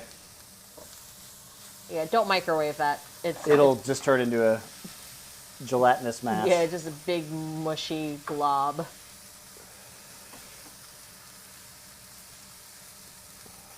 Also, you'll notice when you put the japchae back in the fridge to cool it, the translucentness goes away and it becomes like white again. Yes, the noodles, that's a good point. The noodles Yeah. will become opaque again. So what you want is when you reheat the japchae, is it will turn translucent again if you add a little bit more sesame oil and cook it, and it'll get back to its former glory. It is pretty easy to reheat, but you have to do it in a skillet with a little bit of oil.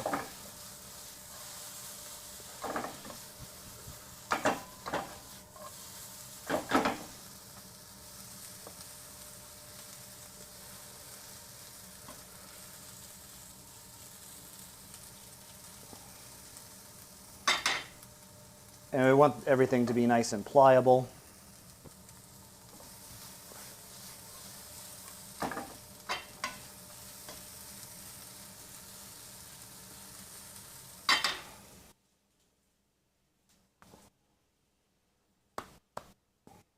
I guess we'll go ahead and finish up our japchae here before we do anything else with the dakgalbi. Because it can sit there for a bit. It'll be fine. Mm-hmm. What is japchae? Is it the noodles or the vegetables? It's the noodles. It's the dish. It's the name of the dish. Thing together, yeah. The noodles are called dangmyeon, which is the same kind of noodle. They just come in different widths. They're made out of sweet potato starch. And I don't know, what does japchae mean? I don't know. I guess it's the same tap as in like japdongsan, which is like a mix of this and that. And then that makes sense. Yeah, I don't know. I'm just making sense in my head. I don't actually know what it's called, but I'm sure you guys could look it up and tell us.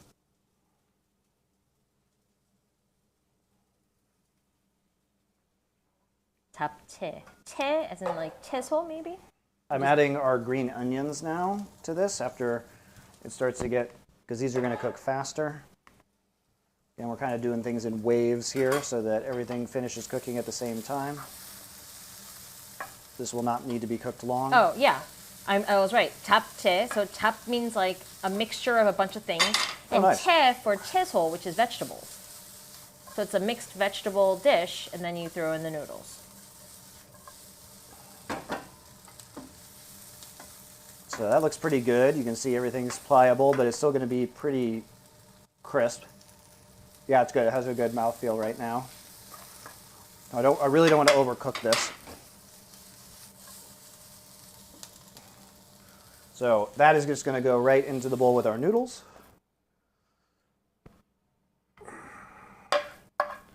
Right into the bowl with our noodles.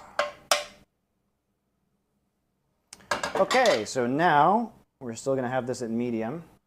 I'm going to put our beef and mushrooms in, and this does not need to be cooked long at all. First up, though, we're going to add a couple tablespoons of our remaining sauce.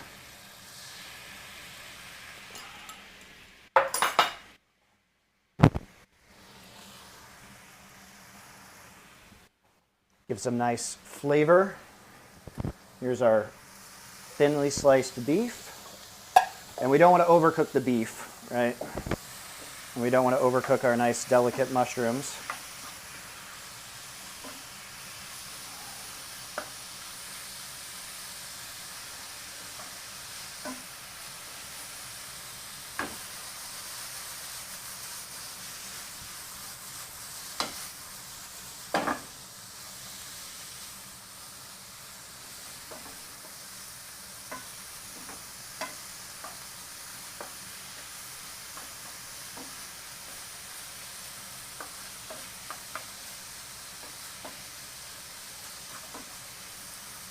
Whoa, that looks good. I should have done this in a wok. Yeah, I was thinking that. Why didn't you just do Because it in a it's wok? easier just to do it in one pan. But obviously, doing this part in a wok is easier.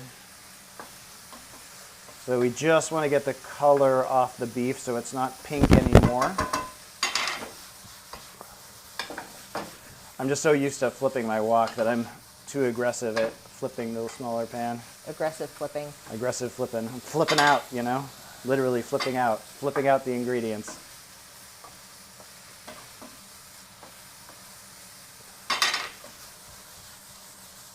Oh yeah, that looks good.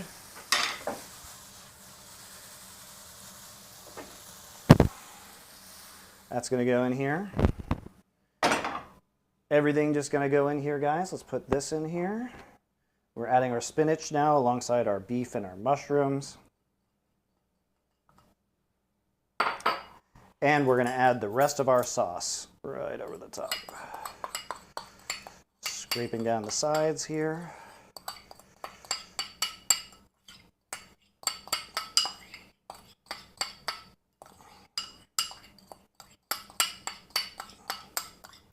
So we can add more salt if we need it, but first up, it's gonna be a little bit hot, but usually you should probably do this part with gloves, guys. A lot of times when you're mixing stuff by hand, and a lot of stuff is mixed by hand in Korean food, they wear gloves just because of the heat. But I'm far too lazy to do that.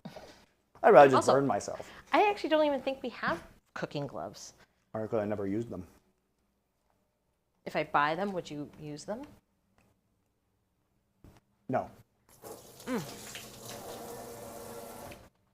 So I'm actually going to let that cool down for a moment. It may need a little bit more salt, but I can't taste it right now. No. Well, you were probably getting the part on top that has the sauce on it. Let me mix it first. What if you like? No, that's not going to do anything. No, no, no. Stop. Stop what you're doing. The beef is nicely cooked, though. Oh, it's yummy. Yeah. You want the vegetables to be kind of tender crisp. So these onions are really good. The carrots are really good. They're still a little bit crunchy, but they're nice and easy to eat. You could use tongs. I'll use my hand in a minute, guys. It's all right. We have other fun and exciting things to do. We've only gotten started. Let's get it started. Hate to say it, guys. We may not get around to the Gyeran Mari today. Just might not happen. It's okay. We have plenty of other stuff going on. It was like a filler. Well, it was supposed to be last time, but we didn't have the right pan for it. And disaster struck. But yeah, so we can do it a different time. If you guys have pans and pan lids that don't exactly fit your pans, and you're making hot things, our suggestion is not to put that pan Hey, Susie, lid look on. at this. It fits. I got a new one that fits this pan. Perfectly? Oh, God.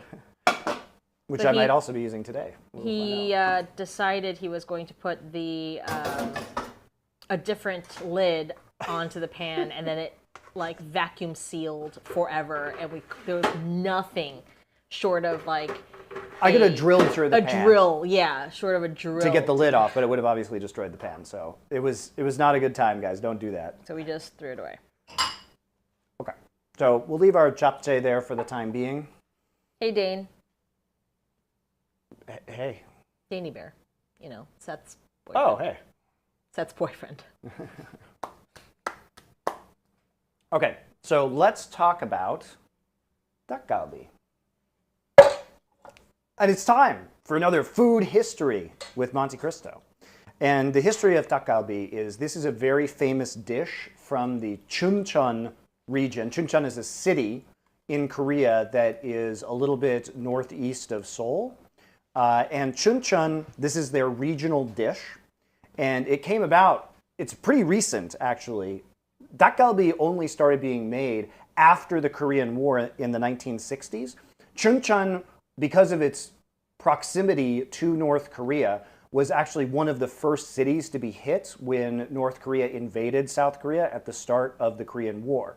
And as such, it was one of the most destroyed cities. So people there tended to be fairly poor. And so a lot of Korean traditional dishes that included pork, for example, became too expensive. So they started to use chicken instead in some of their pork dishes.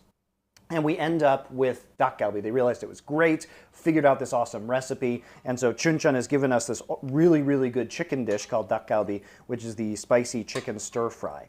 So that is actually where Dakgalbi came from, but it's not some sort of ancient Korean dish. It is in fact post-war. And there's a lot of different food that was made post-war. Budae-jjigae, which is army stew, which is still popular in Korea, and there are budae-jjigae restaurants. Wolf, for example, the caster, is very famous for his enthusiasm for budae-jjigae in Korea. He even made his own budae-jjigae brand that you can cook at home, which is fun. But budae-jjigae is basically a stew that is made from what would have been military rations. So it's like ramen noodles, Spam, and a lot of hot leftovers, dogs, yeah. baked beans, American cheese. But it came from, and as my dad would say, people would scavenge through trash. From the GIs, From the the American, GIs, the American because they would military. throw away all this food, and then what they would do is use a helmet to collect all the stuff and then just heat it up in their metal helmets and make a stew because they just needed food. And, Spam, hot dogs, stuff like that, it is meat, and that's what would help the Koreans, I guess. Yeah.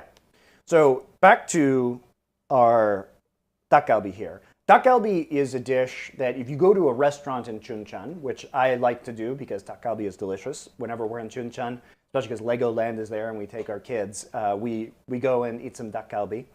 It is typically served at the table. So like Korean barbecue, there will be a burner in the middle of the table and they will put a really big carbon steel pan and it's going to be cooked in front of you. So you are literally eating it directly out of the pan. And then at the end of the meal, you can choose to have them make some fried rice in that same pan, which is what we're going to be doing today. However, this doesn't take long to cook, as you will see. So once you have your marinade that we made earlier and kind of pre-cut all your ingredients, we can more or less just throw it into a pan and it'll cook very quickly. You could use a wok for this. You could use a carbon steel wok. You could use a carbon steel pan. I'm going to be using a 12-inch cast iron skillet, which will also work. It's also something that you could feasibly serve people out of. All you have to do is cook it on the stove, put it on a trivet, a big trivet at the center of your table to make sure your table doesn't get burned or scorched. And you should be able just to communally eat out of it in the middle of the table. And then you can return it to the stove when you want to make some bokkeumbap or fried rice at the end. But for now, I think it's just going to be better to cook it onto a cast iron pan. It gives more even heating. It's not going to be as reactive, like it's going to take a while to heat up. But once it retains that heat, it'll heat really evenly and hold the heat very nicely. So in that way, if you're serving it not on a burner, because you would turn the burner on to low in the center of the table to keep the food warm. But if you use a cast iron pan, you can move it to the table and the heat retention from the cast iron will keep it warm at the table for you, which is a nice feature of cast iron. But you could use a wok for this. It is a stir-fried dish. That doesn't matter. So I'm turning my cast iron pan onto medium right now. So the stove is going to be on medium. And we're just going to kind of dump everything in there at once. We're going to dump the chicken in the sauce, in the marinade that we made. We're going to add the cabbage here and the sweet potatoes. Sorry, the sweet potatoes underneath the cabbage. So the sweet potato and the cabbage and the tok, which is the rice cakes. We're going to put them all in at the same time and let them cook together. So it's really easy to make, guys, which is nice. We have had our tok soaking in water. So we're going to add all of it together.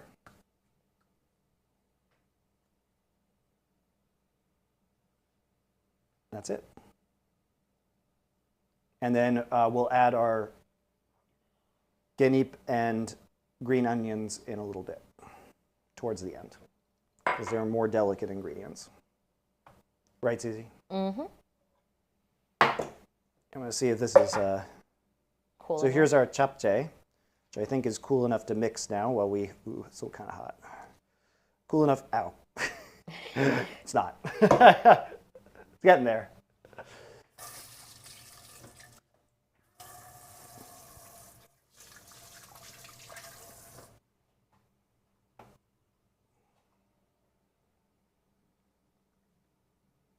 So I can see the cast iron pan is smoking a little bit. Not in the house. I am going to add just a little bit of vegetable oil to this. But remember, there's also oil in our sauce, so we don't need to add too much. But I'm just going to get a nice little layer of it going on the bottom, just in case.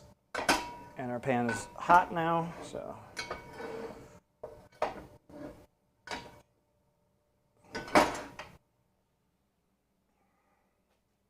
Would you ever put those noodles in the fridge to cool it faster, or would that make it worse? I think it'll make it worse. It's just easier to keep them out.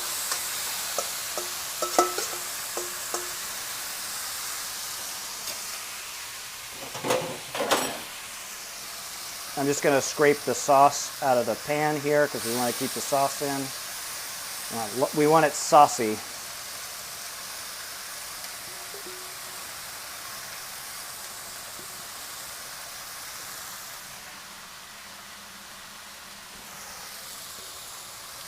So mine was on kind of like medium high while I heated the pan, so I just turned it down to medium, but you can just start it on medium. Scraping down the sides of this bowl, get all the sauce in there.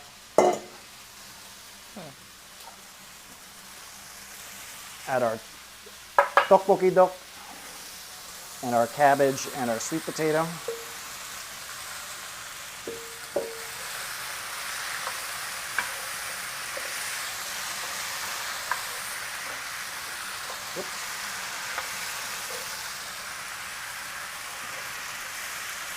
So if it's too hot and it's browning really fast, you can turn this down. But you know, it's gonna brown, and we want some Maillard reaction. And the marinade, it has sugar in it. Can you move the camera a little bit? It's cutting off the top. Yeah. So there we go.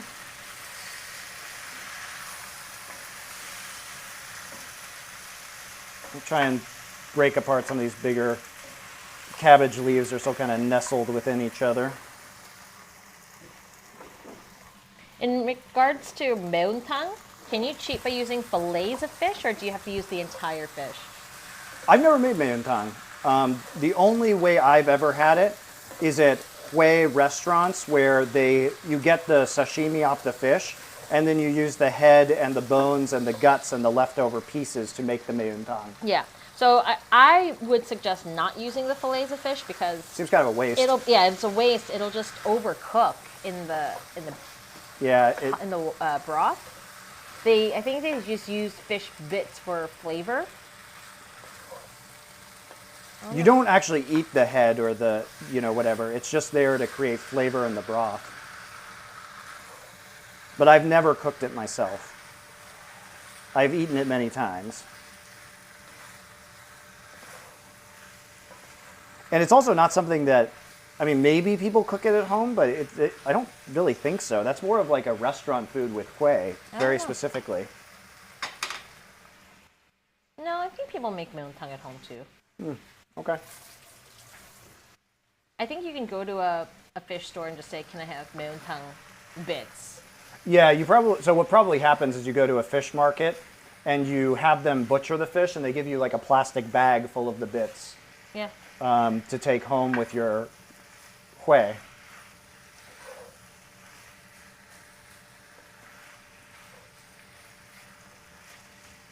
Yeah, that way you're not wasting the fish. The whole thing.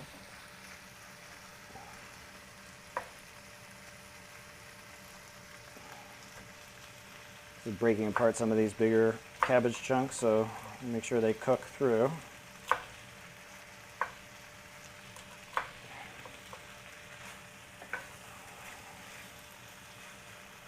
Kind of cutting them with a wooden spatula.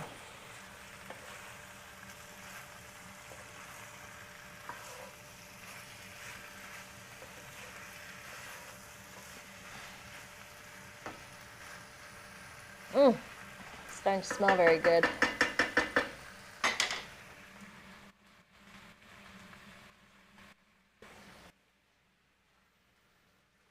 So it'll probably take about 5 minutes to cook this before we're going to add the green onions and the kenya.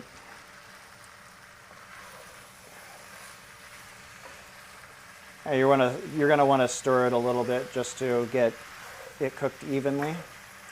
So normally you'd just be kind of hanging out at the table, drinking a beer, watching your food cook right now.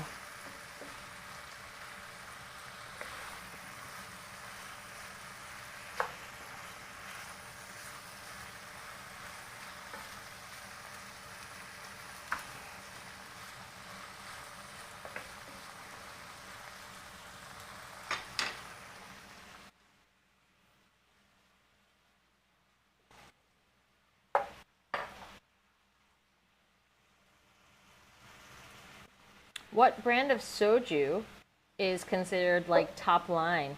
They're all garbage. Soju is very badly made rice wine, guys. That costs like $2 a bottle in Korea. All right, I'm gonna try and stir this again, the japchae. And it is, oh my gosh, I can do it now. So the noodles have clumped up a little bit, so what I'm gonna try and do is just separate them and evenly incorporate our vegetables within the noodle mass. So it's just really a lot easier just to do this with your hands than using any kind of instrument. Plus the noodles are going to be pretty delicate and so are the vegetables, so you don't want to like shred it up or anything like that. That would be sad. But we do want to get all the carrots and onions and mushrooms and beef and spinach all nice and mixed up together.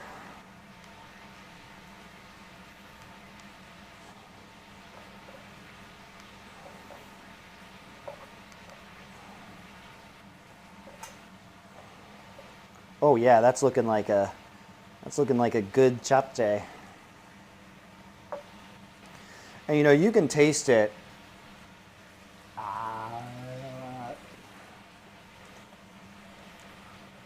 Do it again. Obnoxiously.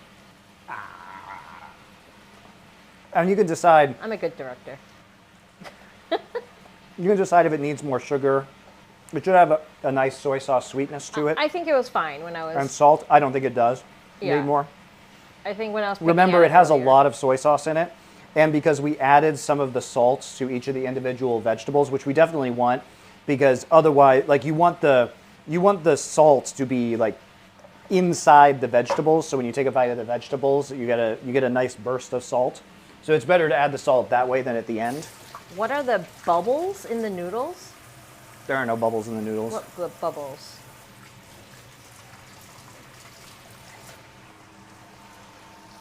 So we're gonna give our Dakgalbi a stir right now.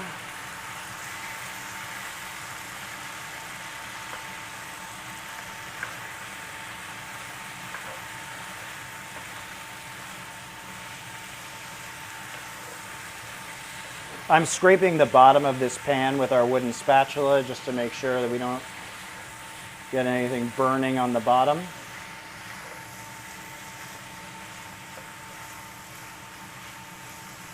And what you love to see is when the tok gets some nice Maillard reaction on it. That's nice.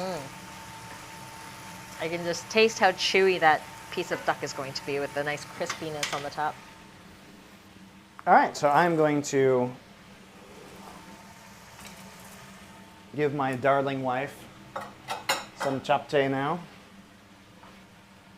And she can tell you if I am an accomplished enough Korean chef.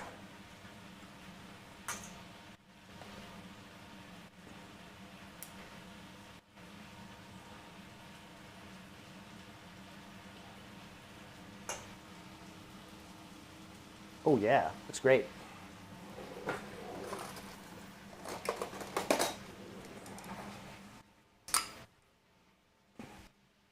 Thank you, sir.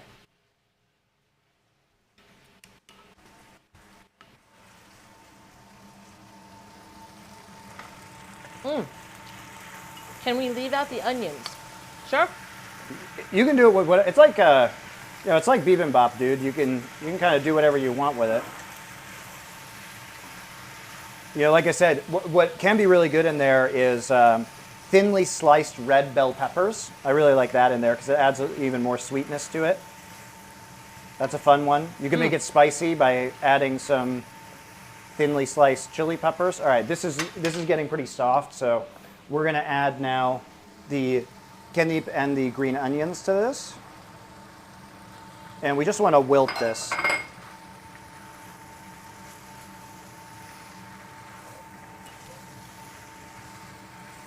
Oh, this is good. Right? You're not even telling him what it tastes like. Oh. You're just sitting there eating it, which I suppose is a good sign. It tastes like japchae.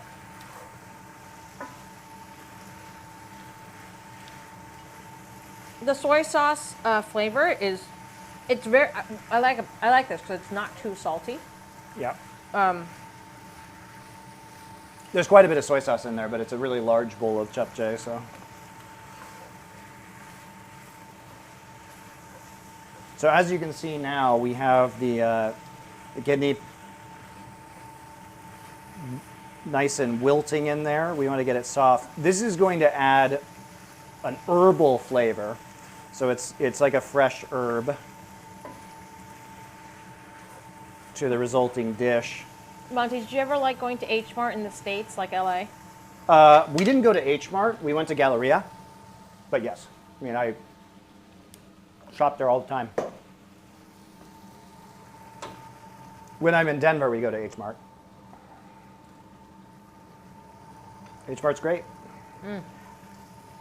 In LA, we preferred Galleria because they had a better banchan or side dish selection.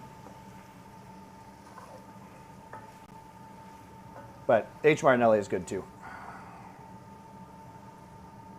Okay, so this is looking pretty good now. We do want our cabbage to be just a little bit crisp.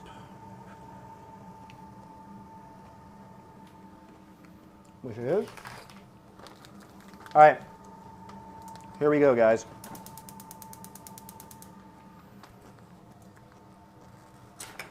Because I was told to do this. Yes. So everything's nice and soft now. I have, what this says is mozzarella pizza cheese in Korean. Show them lower. Oh, sorry. It says mozzarella pizza cheese. So this is just some shredded mozzarella. Cheese is great on things like buldak. Love cheese on buldak. And you can do this a couple of ways. So you could spread this out on top and then toss it in your oven with the broiler on to like broil it, melt it all on top. I'm just going to go ahead and mix it in here. Koreans love mozzarella cheese in stuff, like buldak or fried rice. Ooh, yeah, you can see it's all sticky. See those little sticky cheese? So there you go. We don't need to do it very long because the cheese is going to melt quickly. So I'm turning off the heat now because everything else is done. Oh, yeah. HK shift. Yeah, so if you're in LA, Galleria, I feel like, is where... It's in K-Town. Where Koreans go. Yeah, usually I was like the only white guy in there. H Mart is where everyone else goes. And then there was that other mart too. There was that one. California Market. Yeah, was the California other Market. That was one the was other good. They're all good. There's no problem there. I just liked Galleria. It was a little bit more Korean, so. Christopher, the way you're holding it. I'm not showing them. Yes, you are. I don't want to show them. You don't get to see it. You guys aren't even subscribing. Get out. Get out of my stream. Disgusting freeloaders. It's got a bunch of bums in here.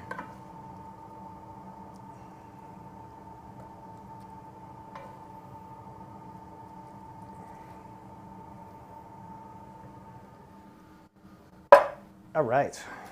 There. Now you can see it. Ah! You're showing it to them for free? Oh, sorry. I'm supposed to gatekeep this. The finished product only for subs.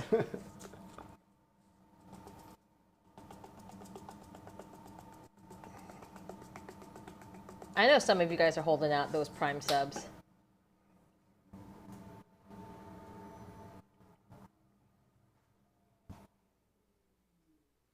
Sesame seeds on everything. Look, Susie. First off, they're yummy. And second off, we got to do it for the gram. You know that.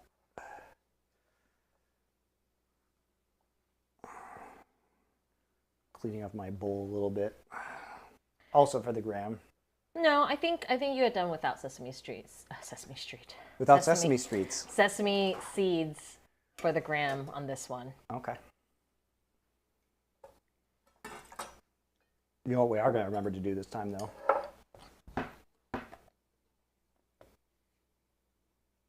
Is the tasting camera. Oh, yeah. But you gotta get closer. Actually, let me zoom you in. I can get closer. I'll Thank you, zoom producer. in. Hold on.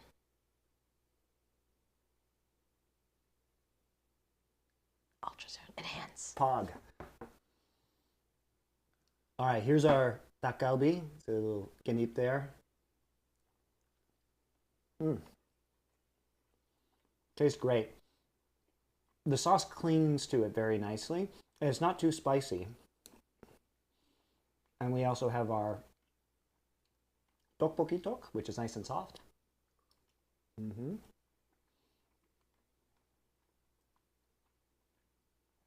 our cabbage. And our koguma, or Korean sweet potato. Nice and soft now because it's been Delightfully soft. And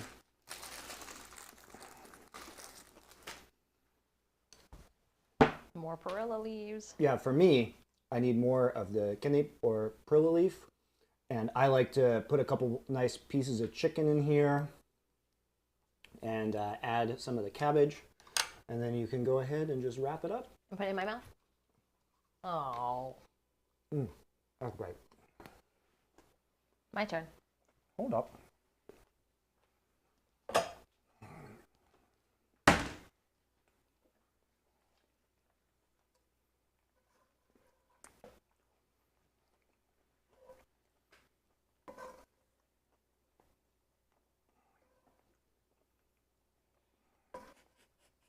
I understood that. That shit looks bussin' for real, on God, no cap. Wow. We got the Zoomers. We're attracting a Zoomer audience. We've made it, everybody. The face of middle-aged streaming on Twitch has now attracted Zoomers.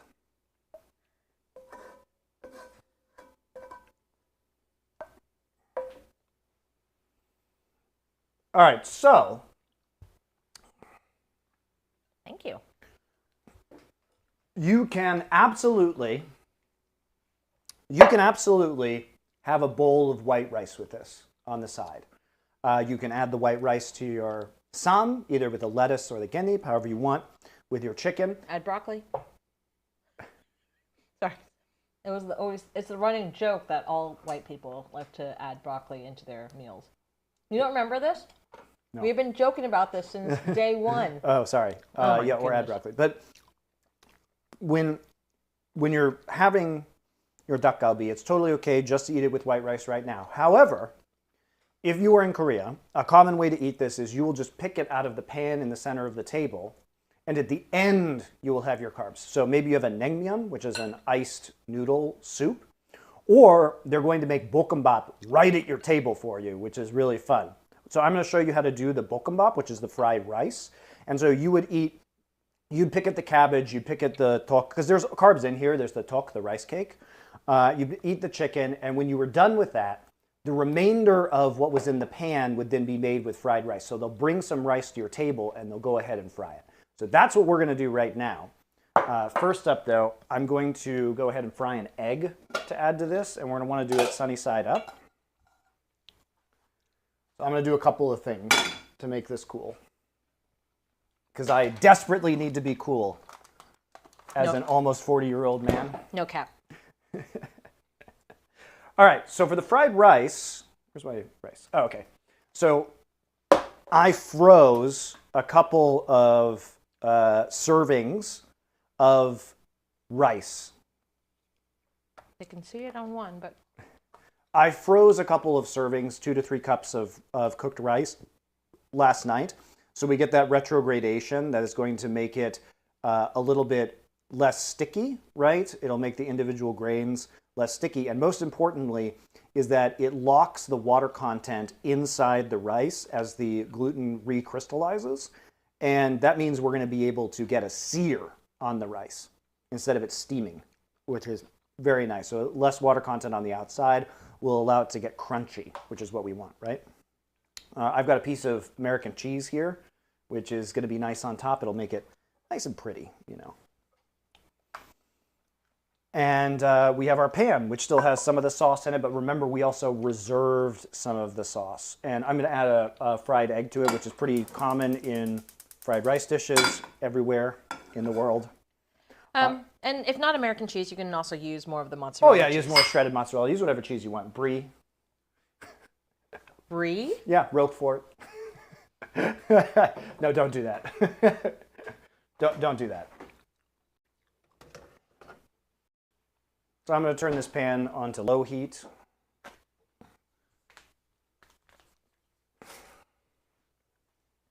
I'm using the American cheese mostly. I mean, it is common on the fried rice in Korea, but also for visual appeal. On the Dakgalbi, it's usually mozzarella. That's fair. Just letting you know. I'm going to do it a little bit differently. Oh my God. Koreans in shambles. Adding American cheese to bokkeumbap, but the wrong bokkeumbap. Mm-hmm. I'm not going to show you how to fry an egg, guys. That's not happening today. But you can fry an egg sunny side up and not vacuum seal your pans together like I do sometimes. How's it? You're not even commenting on the Dakgalbi. It's so good. I can't. Okay. It's what I like. It's actually not that spicy. No, it's not. It's very flavorful. But it's not spicy, that you can just keep eating it and your mouth is not burning. I like that the sweet potato is cooked all the way through, so it's really just soft. It's just soft and sweet. There's not a lot of chewing going on with that, which doesn't matter because I get the chewing sensation from the duck that's in here. The cabbage has a little bit of a crisp to it. It is very good. Okay. So I'm adding just a little bit more vegetable oil into this pan here. You'll notice that this pan, I'm not bothering to clean it out, and this is just how it would be when you get your fried rice after the meal, is we're going to add just a little bit more oil in here, but we're keeping all of the sauce and everything that was so good in there. Remember how we reserved a couple tablespoons of the sauce that we were marinating the chicken in earlier? This is why we reserved it. So we can add it now and make sure our rice gets some nice flavor to it. And now we will add our refrigerated or frozen rice. If you have just made rice that day, you can put it out on a baking sheet and cool it. That will also be effective, but really just freezing it overnight is probably your best choice if you have that opportunity.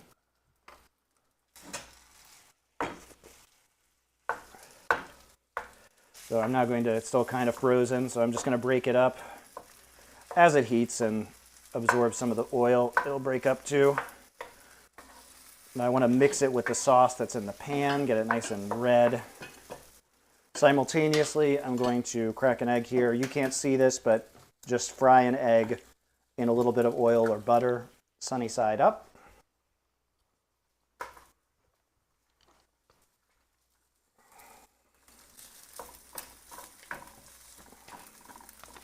I broke the yolk on that one, so I'm going to do another one.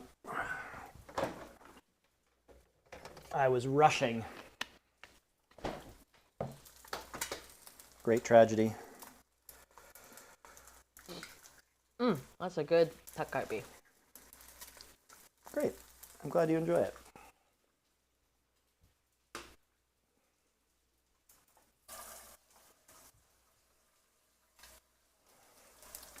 All right.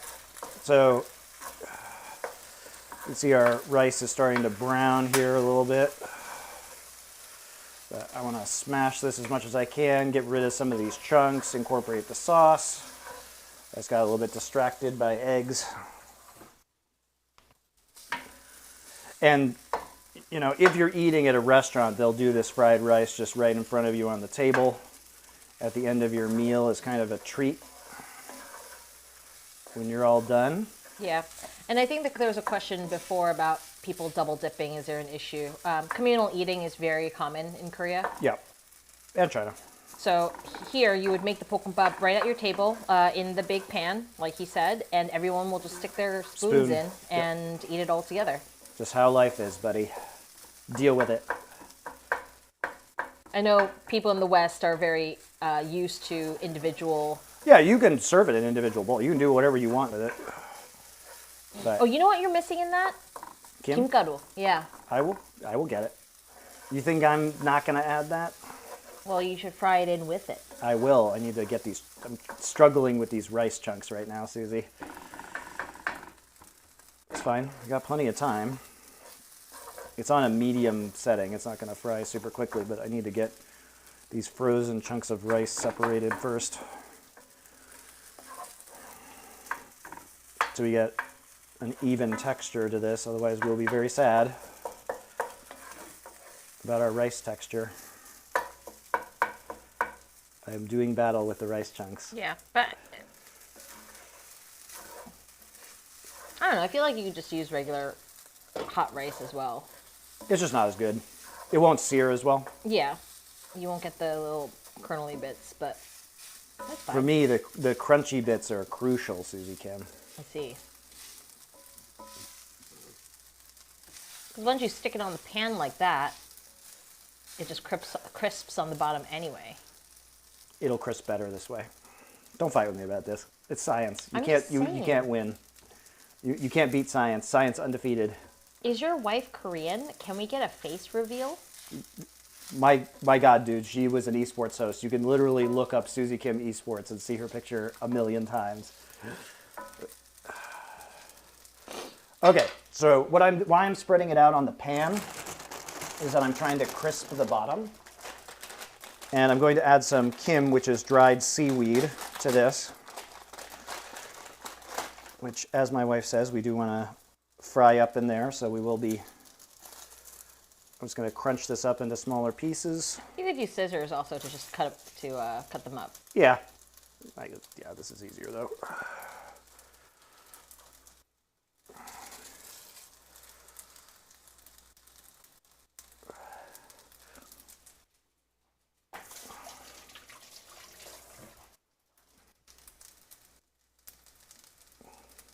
Taisto says, I'm going to assume yes, I could probably somehow fit this into a cut for dieting. A cut day. And here's what we do.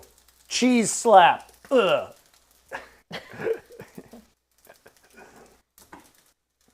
So I would have put the kim in while he was mixing it all up. Probably a better choice, but I was busy. Okay, so we're going to add some of these sunny side up eggs here. And the reason why we're putting it all together like this. Oh, well, Taisto, just take out the cheese, okay? If you need it for cut day, egg and Dakgalbi, no cheese, and you'll be good. So no cheese, no duck. Right. We have some runny eggs here. So now what I'm going to do, that our rice is fried a little bit, is grab something to hold this with, number one. And number two is we're going to start to just smash it all together and stir fry it. And you can see the black bits are mostly the Kim guys, but it will have fried the rice some. And this is going to be so good.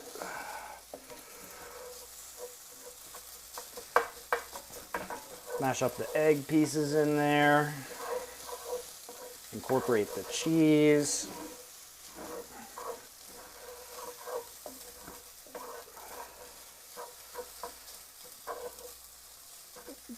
The yolk will cook into the rice a little bit this way as we break it. And in some places they'll just put a raw egg you in can put a raw directly. egg on top of it too. That's looking great. I'm gonna turn off the heat on that. And then you just eat this. You just eat this right out of the middle of the table with the spoons. Everybody would just dive in with their spoons. Oh yeah.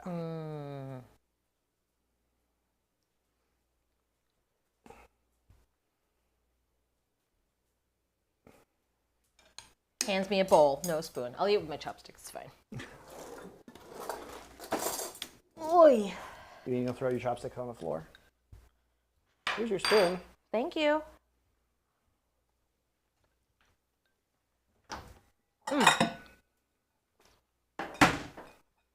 I think this needs a little bit of salt. Okay. I didn't try it, so I added the sauce, but it may not have been enough salt. But I would also just add more mozzarella cheese on top. Truly, adding cheese is the solution to every problem. I don't think my Coke Zero is holding me over, guys. I'm so hungry.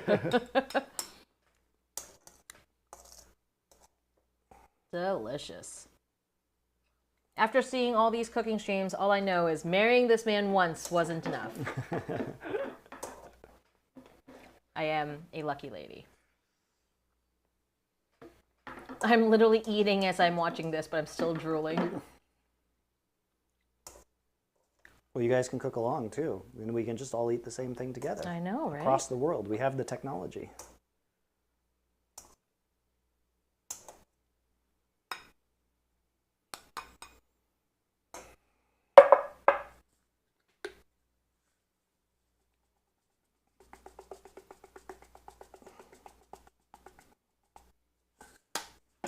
So I am going to add some more salt to this while I'm over here.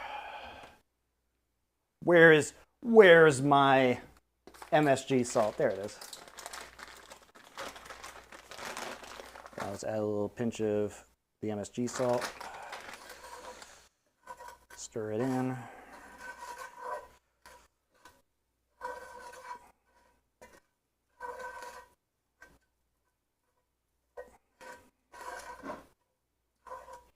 And you can totally, like I said, whatever leftover cabbage or chicken bits go in there too at the end of the meal. Excellent, just excellent. So you don't have to take everything out of the pan. If you're eating, if you put this on a trivet in the middle of the table, you and your friends or your family, you're all eating it together. When everybody's like, oh, I'm full, then you take it back to the kitchen, fry the rice in, and bring it back out. Good stuff.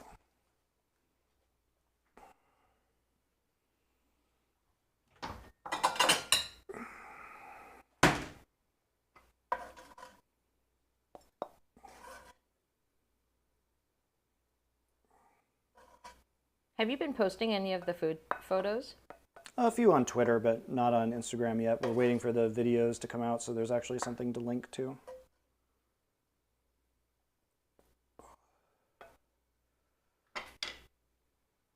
Okay, guys. We're back here. Oh. Let me get myself in this shot. Yeah, how about I just cameraman for you? Oh, yeah. There we go. I love it. All right. All right, here's our japchae. There's a nice balance of salty and sweet. with the sugar and the soy sauce in there. Vegetables are tender but still a little crisp. So they got a crunch to them. They have nice differences in texture. Delightful. Put that down. Wait. Go switch. Oh no, am I not switching? Okay. All right, here's our fried rice or bokkeumbap after making our dakgalbi. We got a little bit of roasted seaweed in here, our eggs. Nice and crunchy from the fried rice. The flavor of the dakgalbi sauce in there, really good.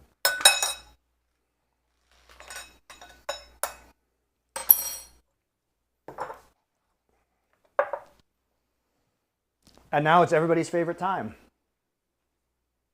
The gimbal. You guys know what time it is?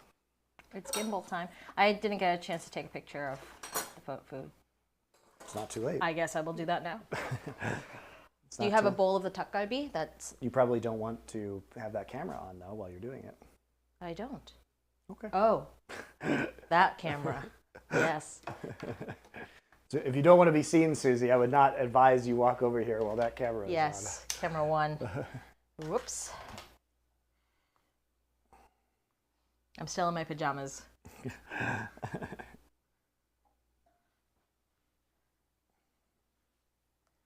Alrighty.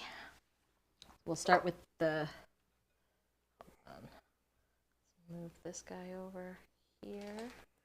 Take that out. Take that out. Put it over here.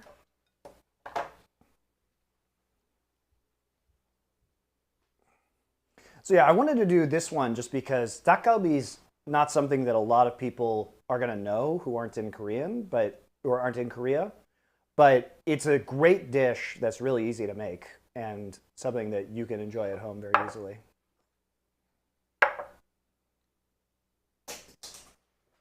What are you throwing?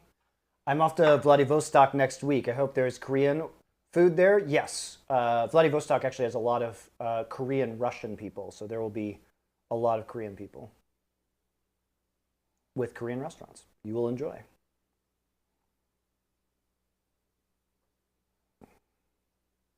Okay. Sorry, guys. One more.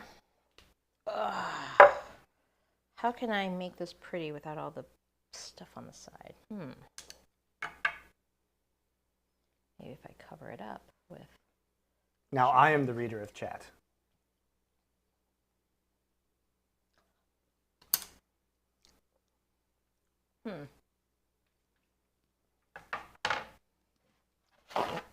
Read the chat. Talk to the peoples. Would you be down to try cooking some vegan alternatives sometime? Would love to see that. I'm probably not going to do alternative vegan cooking, but a lot of the food that we will make will be vegetarian or vegan. I would say especially if we do Indian food, there's a lot of good Indian vegan dishes that I enjoy, like dal, for example. Have I been to Vladivostok? No. But I just know, I've known Korean people from Vladivostok, so I'm aware of what goes on there.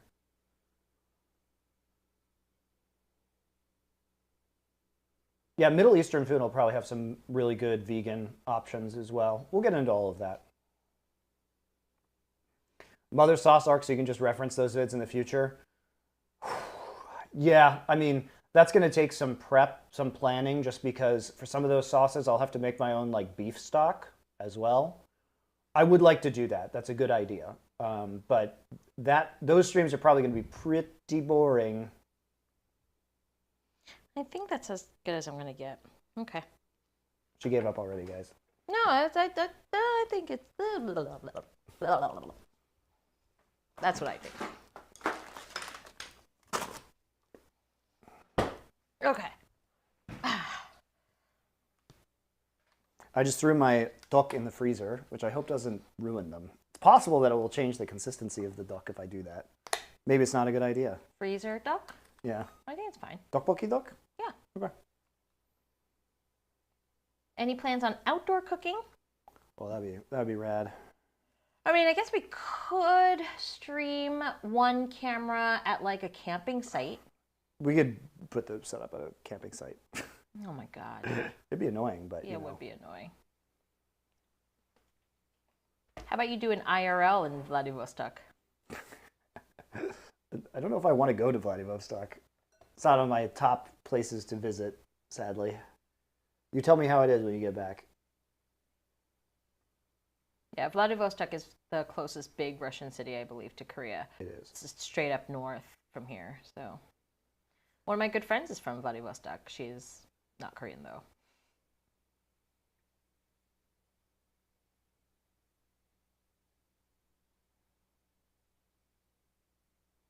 It's been pretty tricky as an American to figure out going to Vladivostok. Well, Why again, are I you think going? I think I would, rely on friends who have been there or are Russian to help me through.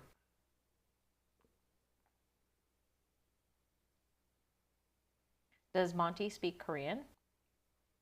한국말 할 수 있어? A little bit.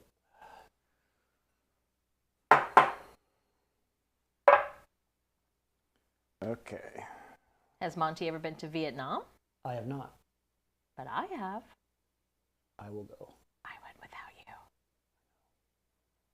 I've been to Thailand and Cambodia, but I have not been to Vietnam. I would love to go to Vietnam.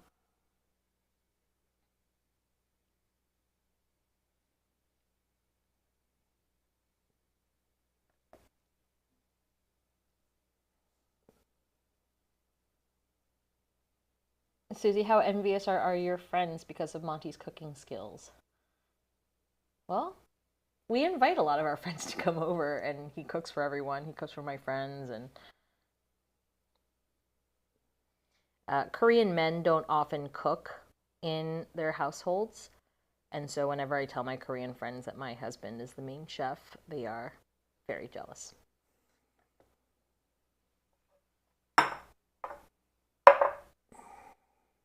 Monty, do you speak Russian? Нет.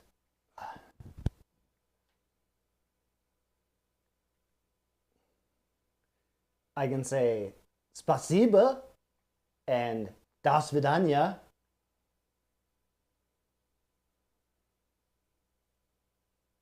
I don't think I know any Russian.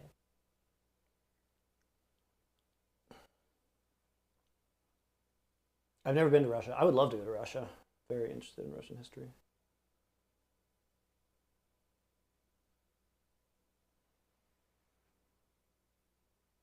That was a very good goodbye there, Monty. I unfortunately know way too much Russian, just chess player things. Oh, yeah, and his ideas chess me out. It's a good idea. I like it. Russia is for chess, like how Korea is for esports. Yep. Chess and ballet, man. And literature. Some of the best literature. Korean gender roles are well defined. Yeah. I think that's, one of the big problems with the old birth rate. But it is funny. A lot of my very, the Korean friends who, not the Korean, like, Kyopo ones like me, but, like, the Korean ones are just always amazed that my husband cooks. And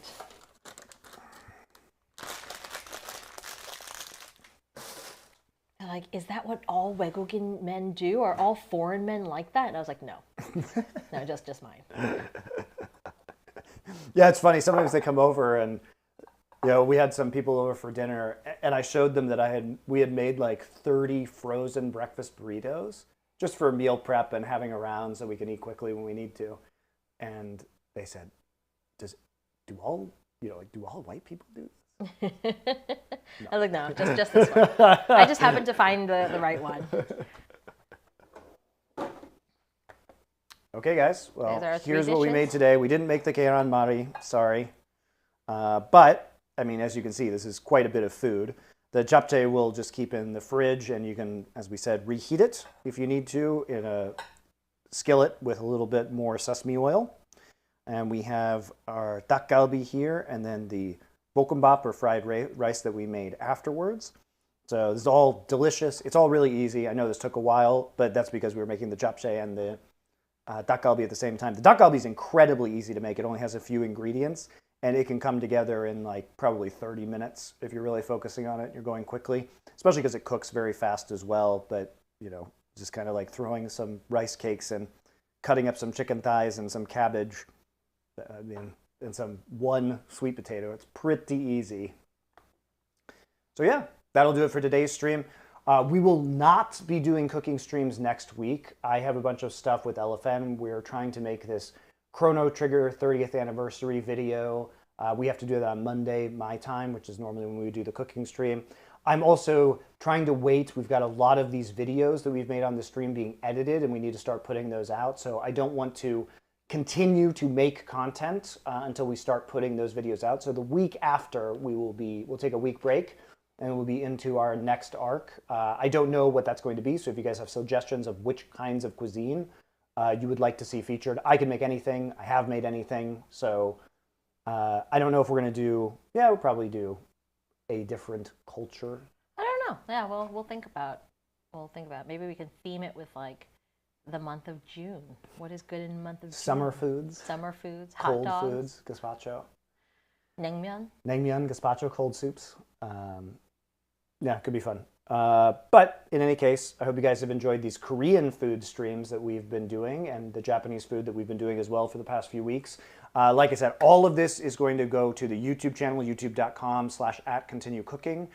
It's also @continuecooking on TikTok, Instagram, Twitter, Facebook, all social medias that you have out there. We're going to be editing each of these individual recipes into their own video, as well as making shorts for that. So it's quite a big project, guys.